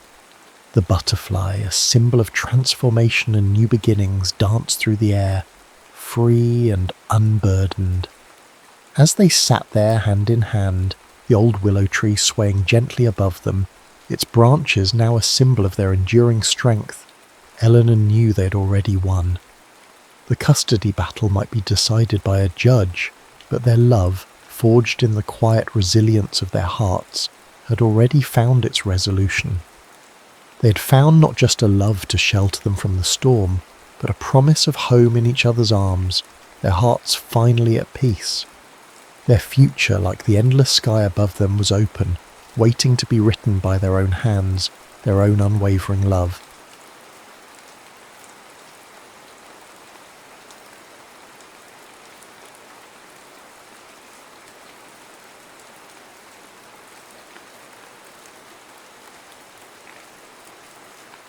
When the stars fell. The air in the Australian outback carried the ancient scent of red earth and the faint medicinal whisper of distant eucalyptus. Caramel of profound and patient solitude, the kind Carmen had come to crave. Tonight, it was just her and the universe, the best kind of company. She moved with the practiced ease of a musician tuning her instrument, her hands gliding over the cool metal body of the Meade telescope. Each click of a latch, each turn of a knob was a familiar comfort, a small anchor in the overwhelming vastness that was beginning to swallow the landscape. In her late 30s, Carmen possessed a quiet intensity. Her dark hair was pulled back in a simple ponytail, and her eyes, the colour of rich coffee, held a galaxy of their own, a mix of scholarly curiosity and a deep, well-guarded sorrow. She was an astronomy teacher, a woman who found more solace in the predictable celestial dance of gas and fire millions of light years away than in the chaotic, unpredictable orbits of human connection. The observatory, a modest, slightly worn dome hunkered low against the horizon, was her sanctuary. As the last vestiges of bruised purple and faded orange bled from the western sky, the first diamond... Chips of starlight appeared. A sigh of contentment escaped her lips. This was why she'd driven 6 hours from the nearest town, for this perfect, untainted darkness. It was the crunch of boots on the gravel path that broke the spell. Carmen tensed, her hand freezing on the telescope's focus wheel. She wasn't expecting anyone. This place was a well-kept secret among serious stargazers, not a tourist hotspot. A man emerged from the deepening shadows, his silhouette tall and broad-shouldered. He carried a camera bag slung over one shoulder and had the slightly disoriented look of someone who'd been on the road for a very long time. "Is this the right place for the meteor shower? Feels a bit desolate," he said, his voice a low, pleasant rumble that seemed to carry a wry smile. Carmen's shoulders relaxed fractionally. He didn't seem like a threat, just another soul drawn to the night sky. "It's perfect," she replied, her tone even, betraying none of her initial apprehension. "The less light pollution, the better. Desolate is what you want." The man stepped closer, into the faint glow of her small set-up lantern. He looked to be in his early 40s, his face etched with the fine lines of someone who had spent a lot of time squinting into the sun. There was a tiredness in his blue eyes, but also a spark of genuine interest. "Damien," he said, extending a hand. "Carmen," she returned, her handshake firm but brief. "Damien, the travel blogger," he elaborated, as if anticipating the question. "Figured I'd trade the usual beach sunsets for something a little more cosmic. Came to see the Perseids put on a show." "They should," Carmen affirmed, turning her attention back to her telescope. "Peak activity is in a few hours. You're early." "Story of my life," he murmured, more to himself than to her. He set his bag down and began to unpack a tripod and camera with a quiet efficiency that mirrored her own. For a few minutes, the only sounds were the soft clicks of his equipment and the gentle hum of Carmen's telescope tracking the slow spin of the Earth. It was a silent ballet of two strangers, each preparing their own small station from which to witness the heavens. The quiet that settled between them wasn't awkward. It was... The immensity of the desert seemed to absorb any need for trivial chatter. Damien finally broke it. "You do this often?" "As often as I can," Carmen said, her gaze fixed on the eyepiece. She was calibrating, aligning her view with a bright guide star. "It's my job, in a way. I teach astronomy." "Ah, so you're the expert," he said with a soft chuckle. "And here I am, just a guy with a nice camera hoping to get lucky." "Sometimes that's the best way to see it," she admitted, pulling back from the telescope. "Without all the names and numbers, just looking up." She gestured to the sky, which was now a profound, bottomless black velvet, strewn with a breathtaking quantity of stars. The Milky Way was a thick, shimmering river of light, so clear it seemed almost close enough to touch. Damien let out a low whistle of appreciation. "Wow, you don't get that in Sydney." "No," Carmen agreed, "you don't." A distant, lonely howl drifted on the dry air, a dingo calling out to the infinite night. The sound amplified the sense of isolation, of being at the very edge of the world. But for the first time in a long time, Carmen didn't feel entirely alone. She looked over at Damien, who was now staring up at the sky, his face tilted towards the cosmos with an expression of pure, unadulterated awe. He was a stranger, yes, a temporary disruption to her solitude. But as she watched him, she felt an unfamiliar flicker of something other than a desire to be left alone. It was curiosity, and in the vast, silent desert, under a sky preparing to fall, that felt like a seismic shift. The night deepened, wrapping the desert in a cool, silent embrace. The preliminaries were over. Damien had his camera set for long exposures, its shutter opening and closing with a soft, satisfying click, and Carmen's telescope was perfectly aligned, though she found herself ignoring it. The main event had begun. The first meteor was a sudden silver slash against the canvas of the Milky Way, so fast it was almost an illusion. "Whoa," Damien breathed, a sound of pure wonder. A second one followed, then a third streaking across the starfield like divine calligraphy. They had both abandoned their equipment, now sitting on separate blankets a few feet apart, necks craned, gazes fixed on the celestial display. The silence between them had transformed, softened by the shared spectacle. It was no longer the silence of two strangers, but the comfortable quiet of mutual reverence. Carmen had brought a thermos, and the scent of chamomile tea mingled with the dry desert air as she poured 2 steaming cups. She offered one to Damien, and their fingers brushed as he took it. A small, unexpected jolt, like static electricity. "Thank you," he said, his voice softer than before.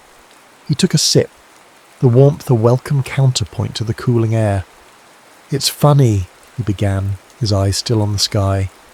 "You travel to escape things, but some things, they just follow you, no matter how many miles you put between yourself and them." It was an unprompted confession, a small, vulnerable stone tossed into the quiet pool of their shared space.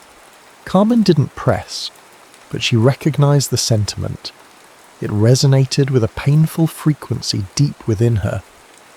"I was supposed to be in Norway last winter," Damien continued, his voice wistful, "to see the northern lights with my fiancé.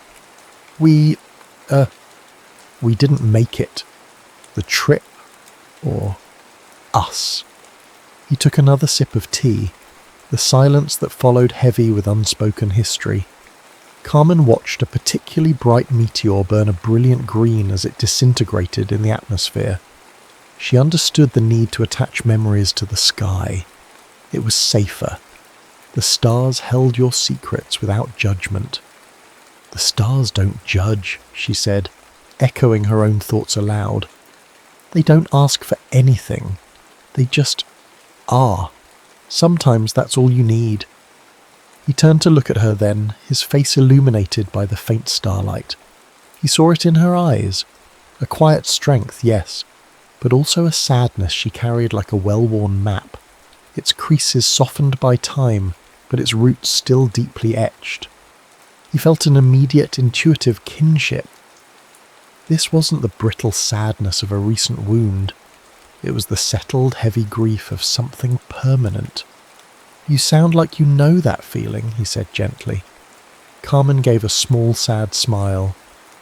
She thought of Leo, of his infectious laugh and the way he'd trace constellations on her back. He had loved nights like this. "I used to come out here with my husband," she said, the words feeling strange in her mouth after so long. "He was an astronomer too. He believed the universe was full of second chances." She paused, her gaze lost somewhere in the Andromeda galaxy. He never got his. The confession hung in the air between them, as raw and real as the ancient rocks surrounding them. Damien didn't offer platitudes or apologies. He just nodded slowly, a profound understanding passing between them. He recognized the shape of her loss, a gaping hole that no amount of time or distance could ever truly fill. They fell silent again, but the space between them had shrunk. The initial distance of polite strangers had been bridged by the shared girders of past pain. His camera continued its methodical work, capturing the light of falling stars, but the real story was unfolding here, on the ground, in the quiet spaces between heartbeats. Another meteor blazed across the sky, and they both let out a soft "ooh" in unison, a sound of childlike delight that felt strangely hopeful in the wake of their sad revelations. Damien found himself thinking that he had travelled to the ends of the earth seeking solitude, a way to seal himself off from the possibility of another heartbreak. Yet here, in the most desolate place he could find, he felt a connection more profound than any he'd experienced in years. He looked at Carmen, at the way the starlight caught in her dark hair, and felt a quiet longing that had nothing to do with loneliness and everything to do with her. As the hours wore on, the night grew colder. The initial warmth of the evening had bled away into the vast, refrigerated desert, leaving a distinct chill in the air. Carmen shivered, pulling her thin jacket tighter. "Here," Damien said, his voice a low murmur. Without ceremony, he picked up his blanket and draped it around both their shoulders, creating a small, shared tent of warmth. The move was practical, yet it felt deeply intimate. Suddenly, the space between them was gone entirely. She could feel the solidness of his shoulder against hers, smell the faint, clean scent of his shirt mixed with dust and travel. Under the shelter of the blanket, the conversation resumed, softer, more confessional. The spectacular theatre of the meteor shower gave them the courage to speak of things usually kept in shadow. "It was a car accident," Carmen said, her voice barely a whisper, the word she hadn't spoken to a stranger in years.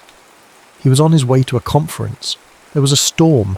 He was so excited about a new paper he was presenting on binary star systems. How two stars can be caught in each other's gravity, orbiting a common centre of mass for millions of years." Her throat tightened. "I hated the universe for a long time after that. Hated the stars. They felt like a betrayal." Damien listened, his own past unfurling in response to her honesty. "Mine was a quieter kind of crash," he said, his gaze fixed on the horizon. "A slow erosion. Her name was Chloe. She wanted a home, a garden, kids, a life. She wanted me to choose that life over this." He gestured vaguely at the open road, the world beyond the observatory. "I told myself I was a wanderer, that it was in my blood. But the truth is, I was a coward. The thought of staying in one place, of being that responsible for someone else's happiness, it terrified me. So I let her go. And I've been wandering ever since, trying to prove to myself that I made the right choice." They sat in the weight of their shared histories, two souls defined by loss. Carmen by a love stolen from her, Damien by a love he had let slip away. They found a strange mirrored solace in their parallel pains, the guilt, the regret, the suffocating loneliness that followed. A meteor of impossible brilliance tore across the entire sky. A long, fiery trail of incandescent blue and green that lit up the desert floor for a fleeting second. They both gasped, a single, sharp intake of breath.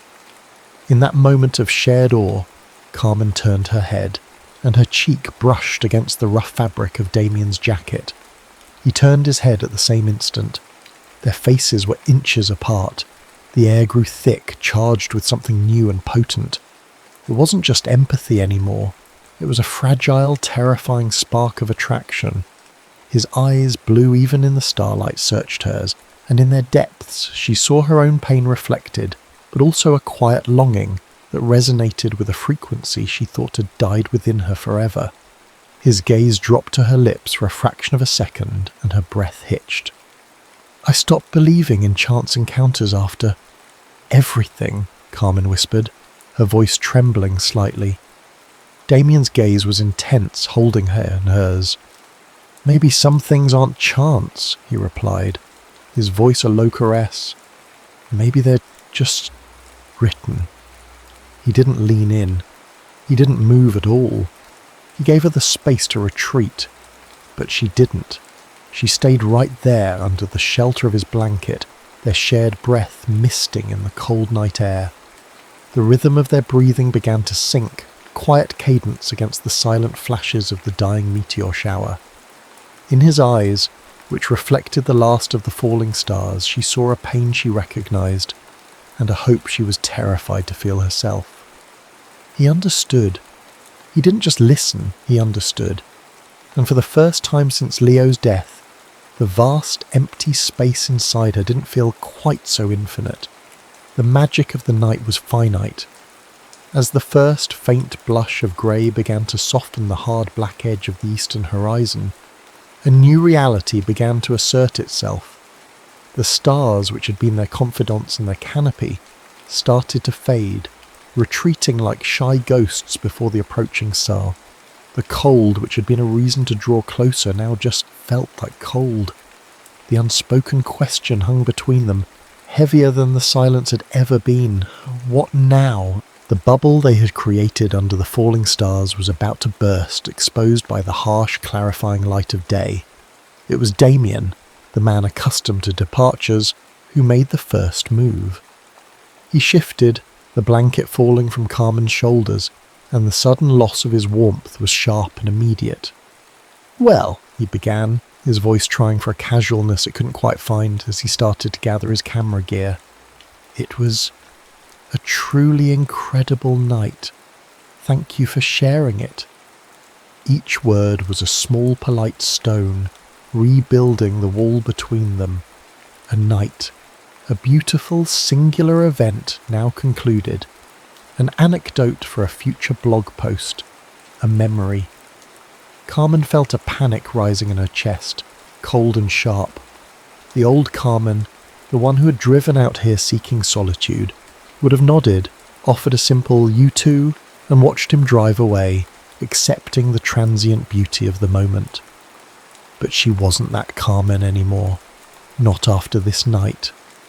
The thought of the silence returning, of this fragile, profound connection dissolving with the morning mist, was unbearable. "Wait." The word was quiet, but it stopped him cold. He turned back to her, his hand frozen on his camera bag. "Is that all it was?" she asked, and was horrified to hear her own voice catch, thick with a vulnerability she hadn't shown anyone in years. "Just a night?" Her question stripped away his carefully constructed defences. He looked at her, truly looked at her in the growing pre-dawn light. He saw the genuine fear in her eyes, the desperate plea to not let this moment vanish. He saw his own reflection there, a man on the run, not from a place but from a feeling, the feeling of wanting to stay. His entire adult life had been a series of beautiful goodbyes. He was an expert at them. He could appreciate a moment for its fleeting perfection and then move on, unburdened. It was his survival mechanism.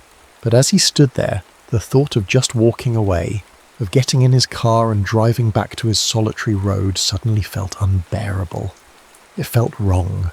It felt like leaving a crucial part of himself behind, here in the red dust of the outback. What if... Carmen's voice was stronger now, bolstered by a surge of desperate courage.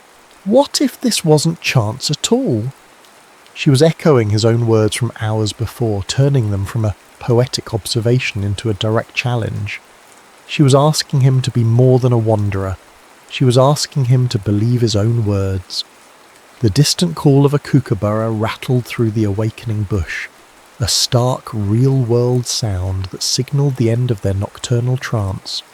The ground felt hard and cold beneath her feet. Damien looked from Carmen's searching face to the vast, empty road stretching out from the observatory, the road that had always been his answer. For the first time, it didn't look like freedom. It looked like an escape. The sun broke the horizon, spilling liquid gold across the ancient sleeping land. The light was no longer harsh or invasive. It was warm, gentle, and full of promise. It illuminated the dust motes dancing in the air between them, turning them into a glittering temporary galaxy. Damien let go of his camera bag. He took a step back toward Carmen, closing the small distance he had created. He looked down at her, his expression stripped of all pretense, all the easy charm of the well-travelled blogger. What was left was something raw and wonderfully real. "No, Carmen," he said, his voice low and certain, answering the question that still hung in the air. It wasn't just tonight. He reached out, his hand hesitating for a moment before his fingers gently tucked a stray strand of hair behind her ear. The touch was electric, a confirmation. It was a beginning, if you'll let it be. Relief washed over Carmen so powerfully her knees felt weak. A single tear she hadn't realised she was holding escaped and traced a path through the dust on her cheek. Yes, she breathed the word, a prayer and a promise. Yes, please. He didn't crush her in a passionate embrace. It was something far more tender, more meaningful. He framed her face with his hands, his thumbs gently wiping away her tear. He looked into her eyes, and she saw in them a decision being made, a path being chosen. The wanderer was choosing to stand still, and then he leaned in and kissed her. It was not a kiss of fiery pent-up passion, but one of quiet, profound recognition. It was soft and hesitant at first, a question, and then it deepened as she responded, a mutual affirmation. It tasted of chamomile tea, cool night air, and the faintest hint of salt from her tear. It was a kiss that sealed the end of one story and began another. When they parted, they simply stood there for a moment, foreheads resting against each other, breathing in the new day. The observatory loomed behind them, a monument to the night that had brought them together, but their focus was entirely on each other. "I have a shoot in the Daintree rainforest next week," Damien said, his voice a murmur against her skin. "After that, my schedule is flexible. I can change it. I can come back." "I have a class to teach on Monday," Carmen replied, a small, genuine smile finally reaching her eyes, "about stellar nurseries, places where new stars are born." The symbolism was not lost on either of them. "My number is..." They exchanged numbers, their fingers brushing, the simple act feeling more significant than any contract. They made a plan, a real, concrete plan. He would call her Tuesday. He would drive back down in 2 weeks. They acknowledged the distance, the complications, the separate lives they had lived until 12 hours ago. But for the first time, those obstacles felt like bridges to be built, not walls to keep them apart. As the sun climbed higher, casting long shadows from the lonely acacia trees, a sense of peaceful resolution settled over them. This wasn't a fairy tale ending. It was something far more precious, a real and deeply moving beginning. As the first rays of dawn touched the ancient land, they knew this wasn't just a night under the stars. It was the start of their own constellation, drawn not by chance but by the undeniable pull of two souls finally finding their way home. The vast open desert stretched before them, no longer a symbol of their isolation, but a shared and hopeful horizon.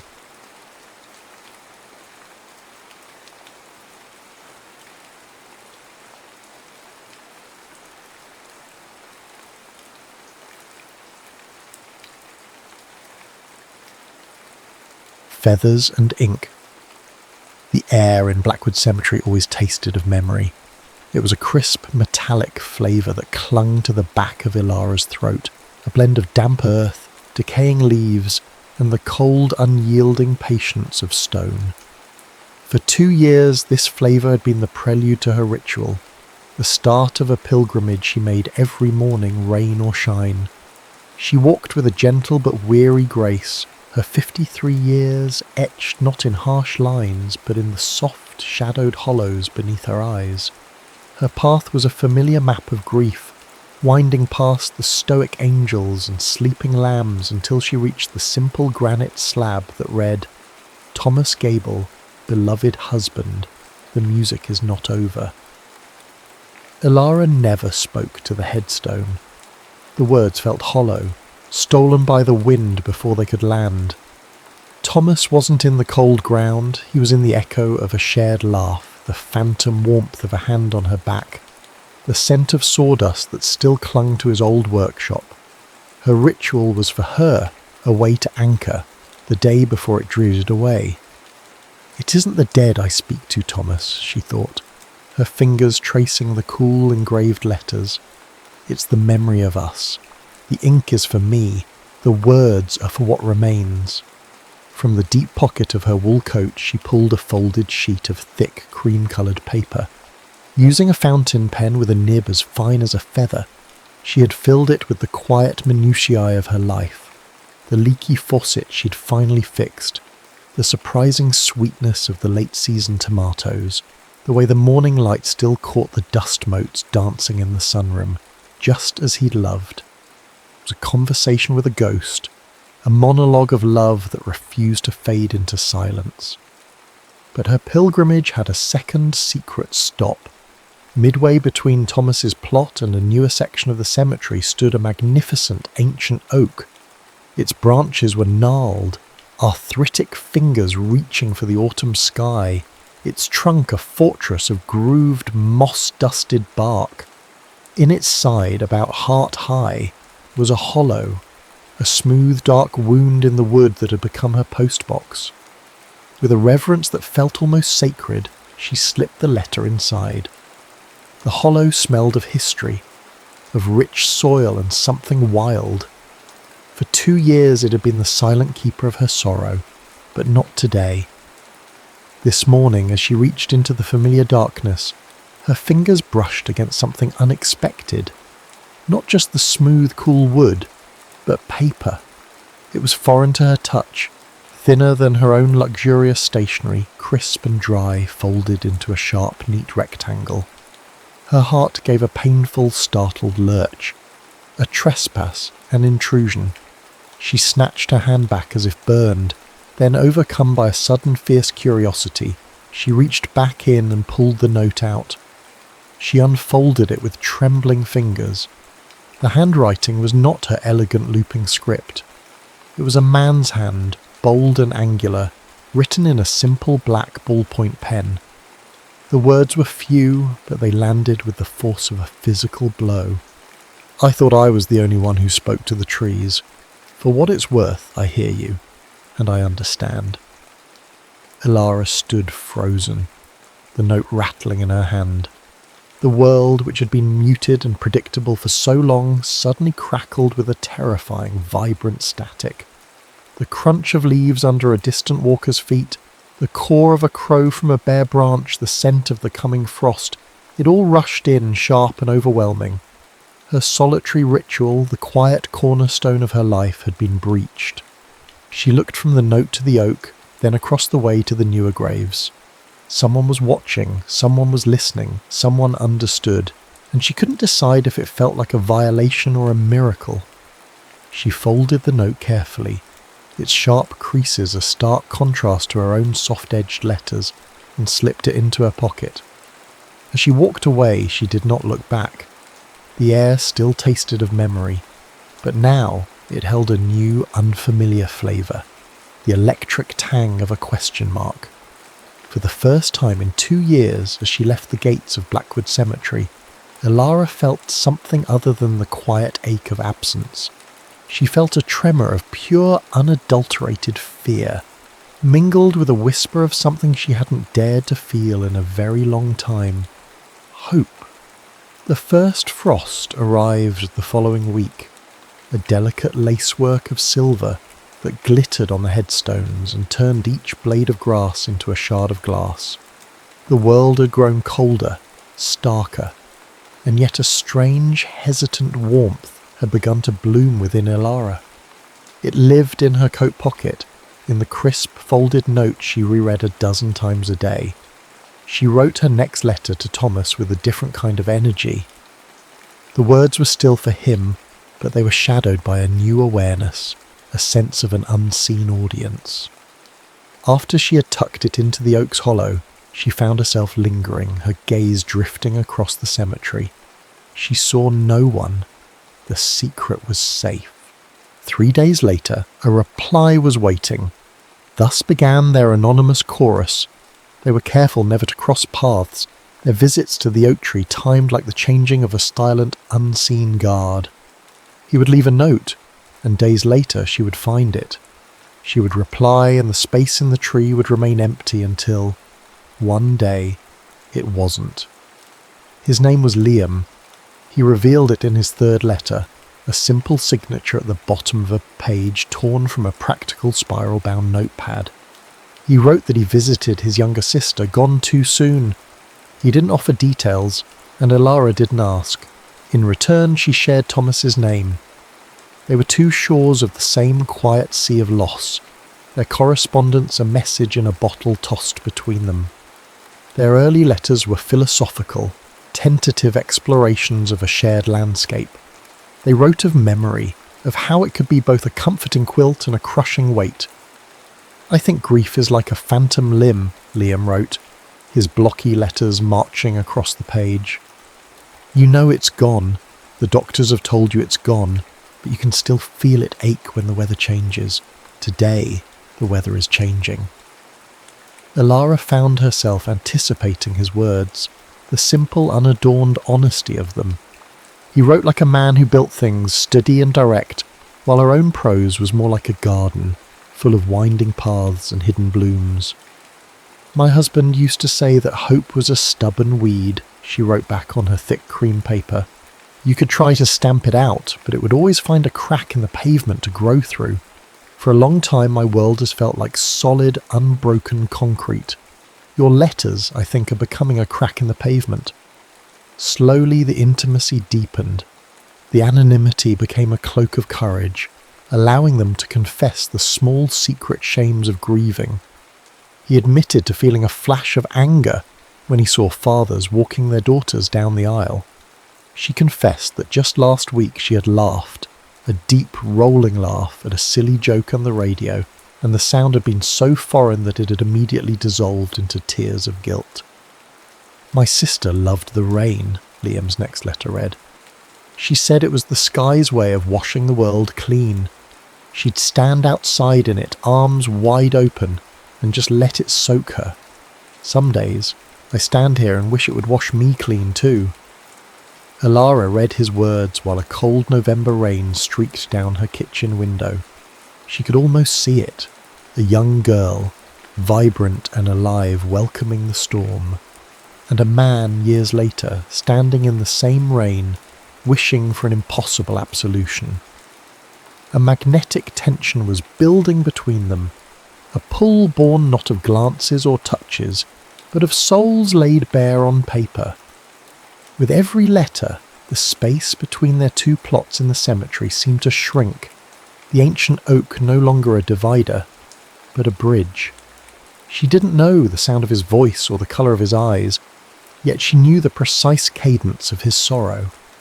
She was beginning to realise that you could fall in love not with a person but with their words, with the shape of their heart on a page. The fear she had first felt was dissolving, replaced by a quiet, burgeoning trust. The question mark was still there, but it no longer felt like a threat. It felt like a promise. Winter arrived in earnest, burying the cemetery in a thick, sound-muffling blanket of snow. The world grew quiet, forcing its inhabitants inward. The correspondence in the oak tree too turned inward. It was Liam who made the first move into truly personal territory, his questions simple yet profound. Tell me about a perfect day with him. The request sent a tremor through Alara. A perfect day? There had been so many. How could she choose just one to offer this kind stranger? She decided on a memory from long ago, before the lines of care had settled around her eyes, before Thomas's hair had been shot through with silver. A memory that also included her sister. She wrote for hours, the ink from her feathered pen flowing like a river breaking through a dam. She described a sweltering July day 30 years ago, when she, Thomas, and her younger sister Clara had piled into their beat-up convertible for a trip to the coast. She wrote of the wind whipping through their hair, of Clara's infectious, bubbling laugh as she sang off-key to Fleetwood Mac on the radio. She described the taste of cheap roadside ice cream dripping down their hands in the heat, and the gritty feeling of sand between their toes. We felt infinite, she wrote, her heart aching with the sweet, sharp pain of the memory. Lying on that beach, with the sun on our skin and the whole of our lives stretching out before us, we were immortal. Clara found a jay feather, a brilliant slash of blue, and tucked it into her hair like a crown. She looked like a wild queen. She painted the day in vivid, sun-drenched colour, deliberately omitting the darkness that had fallen on the ride home. She folded the letter, a thick, multi-page confession of a perfect stolen moment, and left it in the snow-dusted hollow of the oak. Liam's reply was delayed. For a week, the hollow remained empty. The silence felt heavy, oppressive. Alara's mind raced. Had she shared too much? Had her portrait of happiness been too painful a reminder of his own loss? When his letter finally appeared, it was a single sheet, the handwriting tight, almost constricted. The tone had shifted from gentle camaraderie to something haunted. Your letter was beautiful, Alara. It sounds like a day I would have wanted for my own sister. She was so full of life like that, always chasing the sun. He then wrote about her, about how she died too young, on her way home from a trip with her best friend. Alara's breath caught. A cold dread, slow and creeping, began to prickle at the edges of her consciousness. It was 30 years ago, he wrote, on a back road not far from the coast. Route 7, a patch of gravel on a sharp curve. They never stood a chance. Route 7. Alara's hand flew to her mouth, a strangled gasp escaping her lips. The room began to swim. It couldn't be. It was a coincidence, a cruel, impossible coincidence. She read on, her eyes scanning the words with a frantic, horrified intensity. I was a volunteer firefighter then, just a kid really. We were the first ones on the scene. I pulled a girl from the passenger seat before it was too late for anyone else. I never knew her name. I just remember the feather she had tucked in her hair. It was blue. The pen dropped from Alara's numb fingers, clattering onto the floor. The deafening silence of the snow-covered world outside rushed in, filled with the ghost of a scream she hadn't let out in 30 years. The jay-blue feather. Her feather. Clara's best friend, Liam's sister. He didn't just understand her grief. He had been there at its birth. He had held it in his hands. The letter lay on the polished surface of her writing desk, an ordinary object that had detonated her world. Alara stared at it, the neat, angular script now looking like jagged shards of glass. Liam. The man whose words had become a lifeline, whose quiet empathy had coaxed a stubborn weed of hope to grow in the barren soil of her heart. He was the boy from her nightmare. Her study, usually a sanctuary of warmth and quiet contemplation, felt like a cage. The frantic, unsteady rhythm of her own heartbeat was a drum against her ribs. She stood up and walked to the window, wrapping her arms around herself. Outside, the snow-covered cemetery was a landscape of peaceful, monochromatic white. A perfect, beautiful lie. Beneath that pristine surface lay a history of violence and sorrow, a truth that now connected her to Liam in the most intimate and horrific way imaginable. He saved me. The thought was a physical shock, a jolt of lightning that lit up the darkest corners of her memory.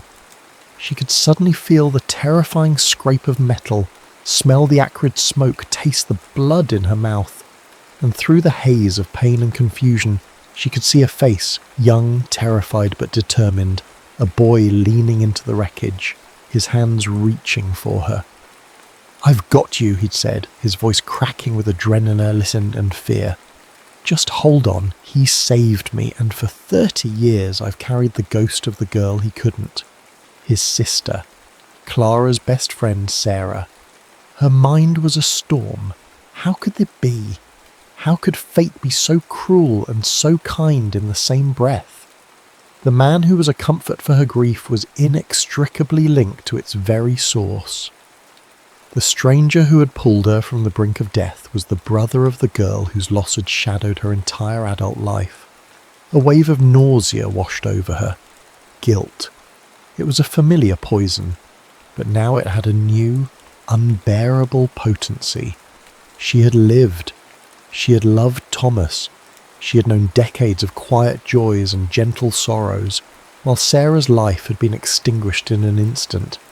And Liam had spent those same decades mourning his sister, haunted by the memory of an anonymous girl with a feather in her hair. This beautiful, fragile connection they had built, this sacred space in the hollow of an oak tree. Was it all built on a foundation of tragedy? A secret she had kept from the world, and now from him? He looked up out of the letter. She could retreat. She could stop writing, disappear back into the silence, and leave him to wonder. She could preserve the purity of what they had shared, this anonymous chorus of two wounded souls. It would be easier, safer. But his words echoed in her mind. "I hear you, and I understand." He had understood more than he ever knew. He had been listening for 30 years. To run now would be the ultimate betrayal, not just of him, but of the girl she had been, the survivor he had pulled from the wreckage. He deserved the truth. He deserved to know that the life he saved had been a life worth living. It was a debt she had not even known she owed. With a trembling hand, Elara picked up her feathered pen. The ink felt impossibly heavy. She took a fresh sheet of her cream-coloured paper, but her usual flowing prose abandoned her. There were no paragraphs, no poetic metaphors left. There was only the stark, terrifying truth. She wrote only 10 words, her handwriting shaky and unfamiliar. "I know that road. I was in the car. Please, meet me at the oak tree. Sunrise." She folded the note, her movements stiff and robotic. The finality of the ink on the page felt like a verdict. She had no idea what would happen when he read it, what dawn would bring. She only knew that their anonymous chorus was over. The silence was about to be broken, and she was terrified of what she would hear in the echo. Dawn broke reluctantly, spilling soft watercolour hues of rose and pale gold across the snow-covered landscape. The air was achingly cold, so still that Elara could hear the soft crunch of her own boots on the pristine snow. Her breath plumed in front of her, a visible manifestation of the life churning inside her chest. She stood by the oak tree, her hand resting on its rough ancient bark, drawing strength from its silent endurance.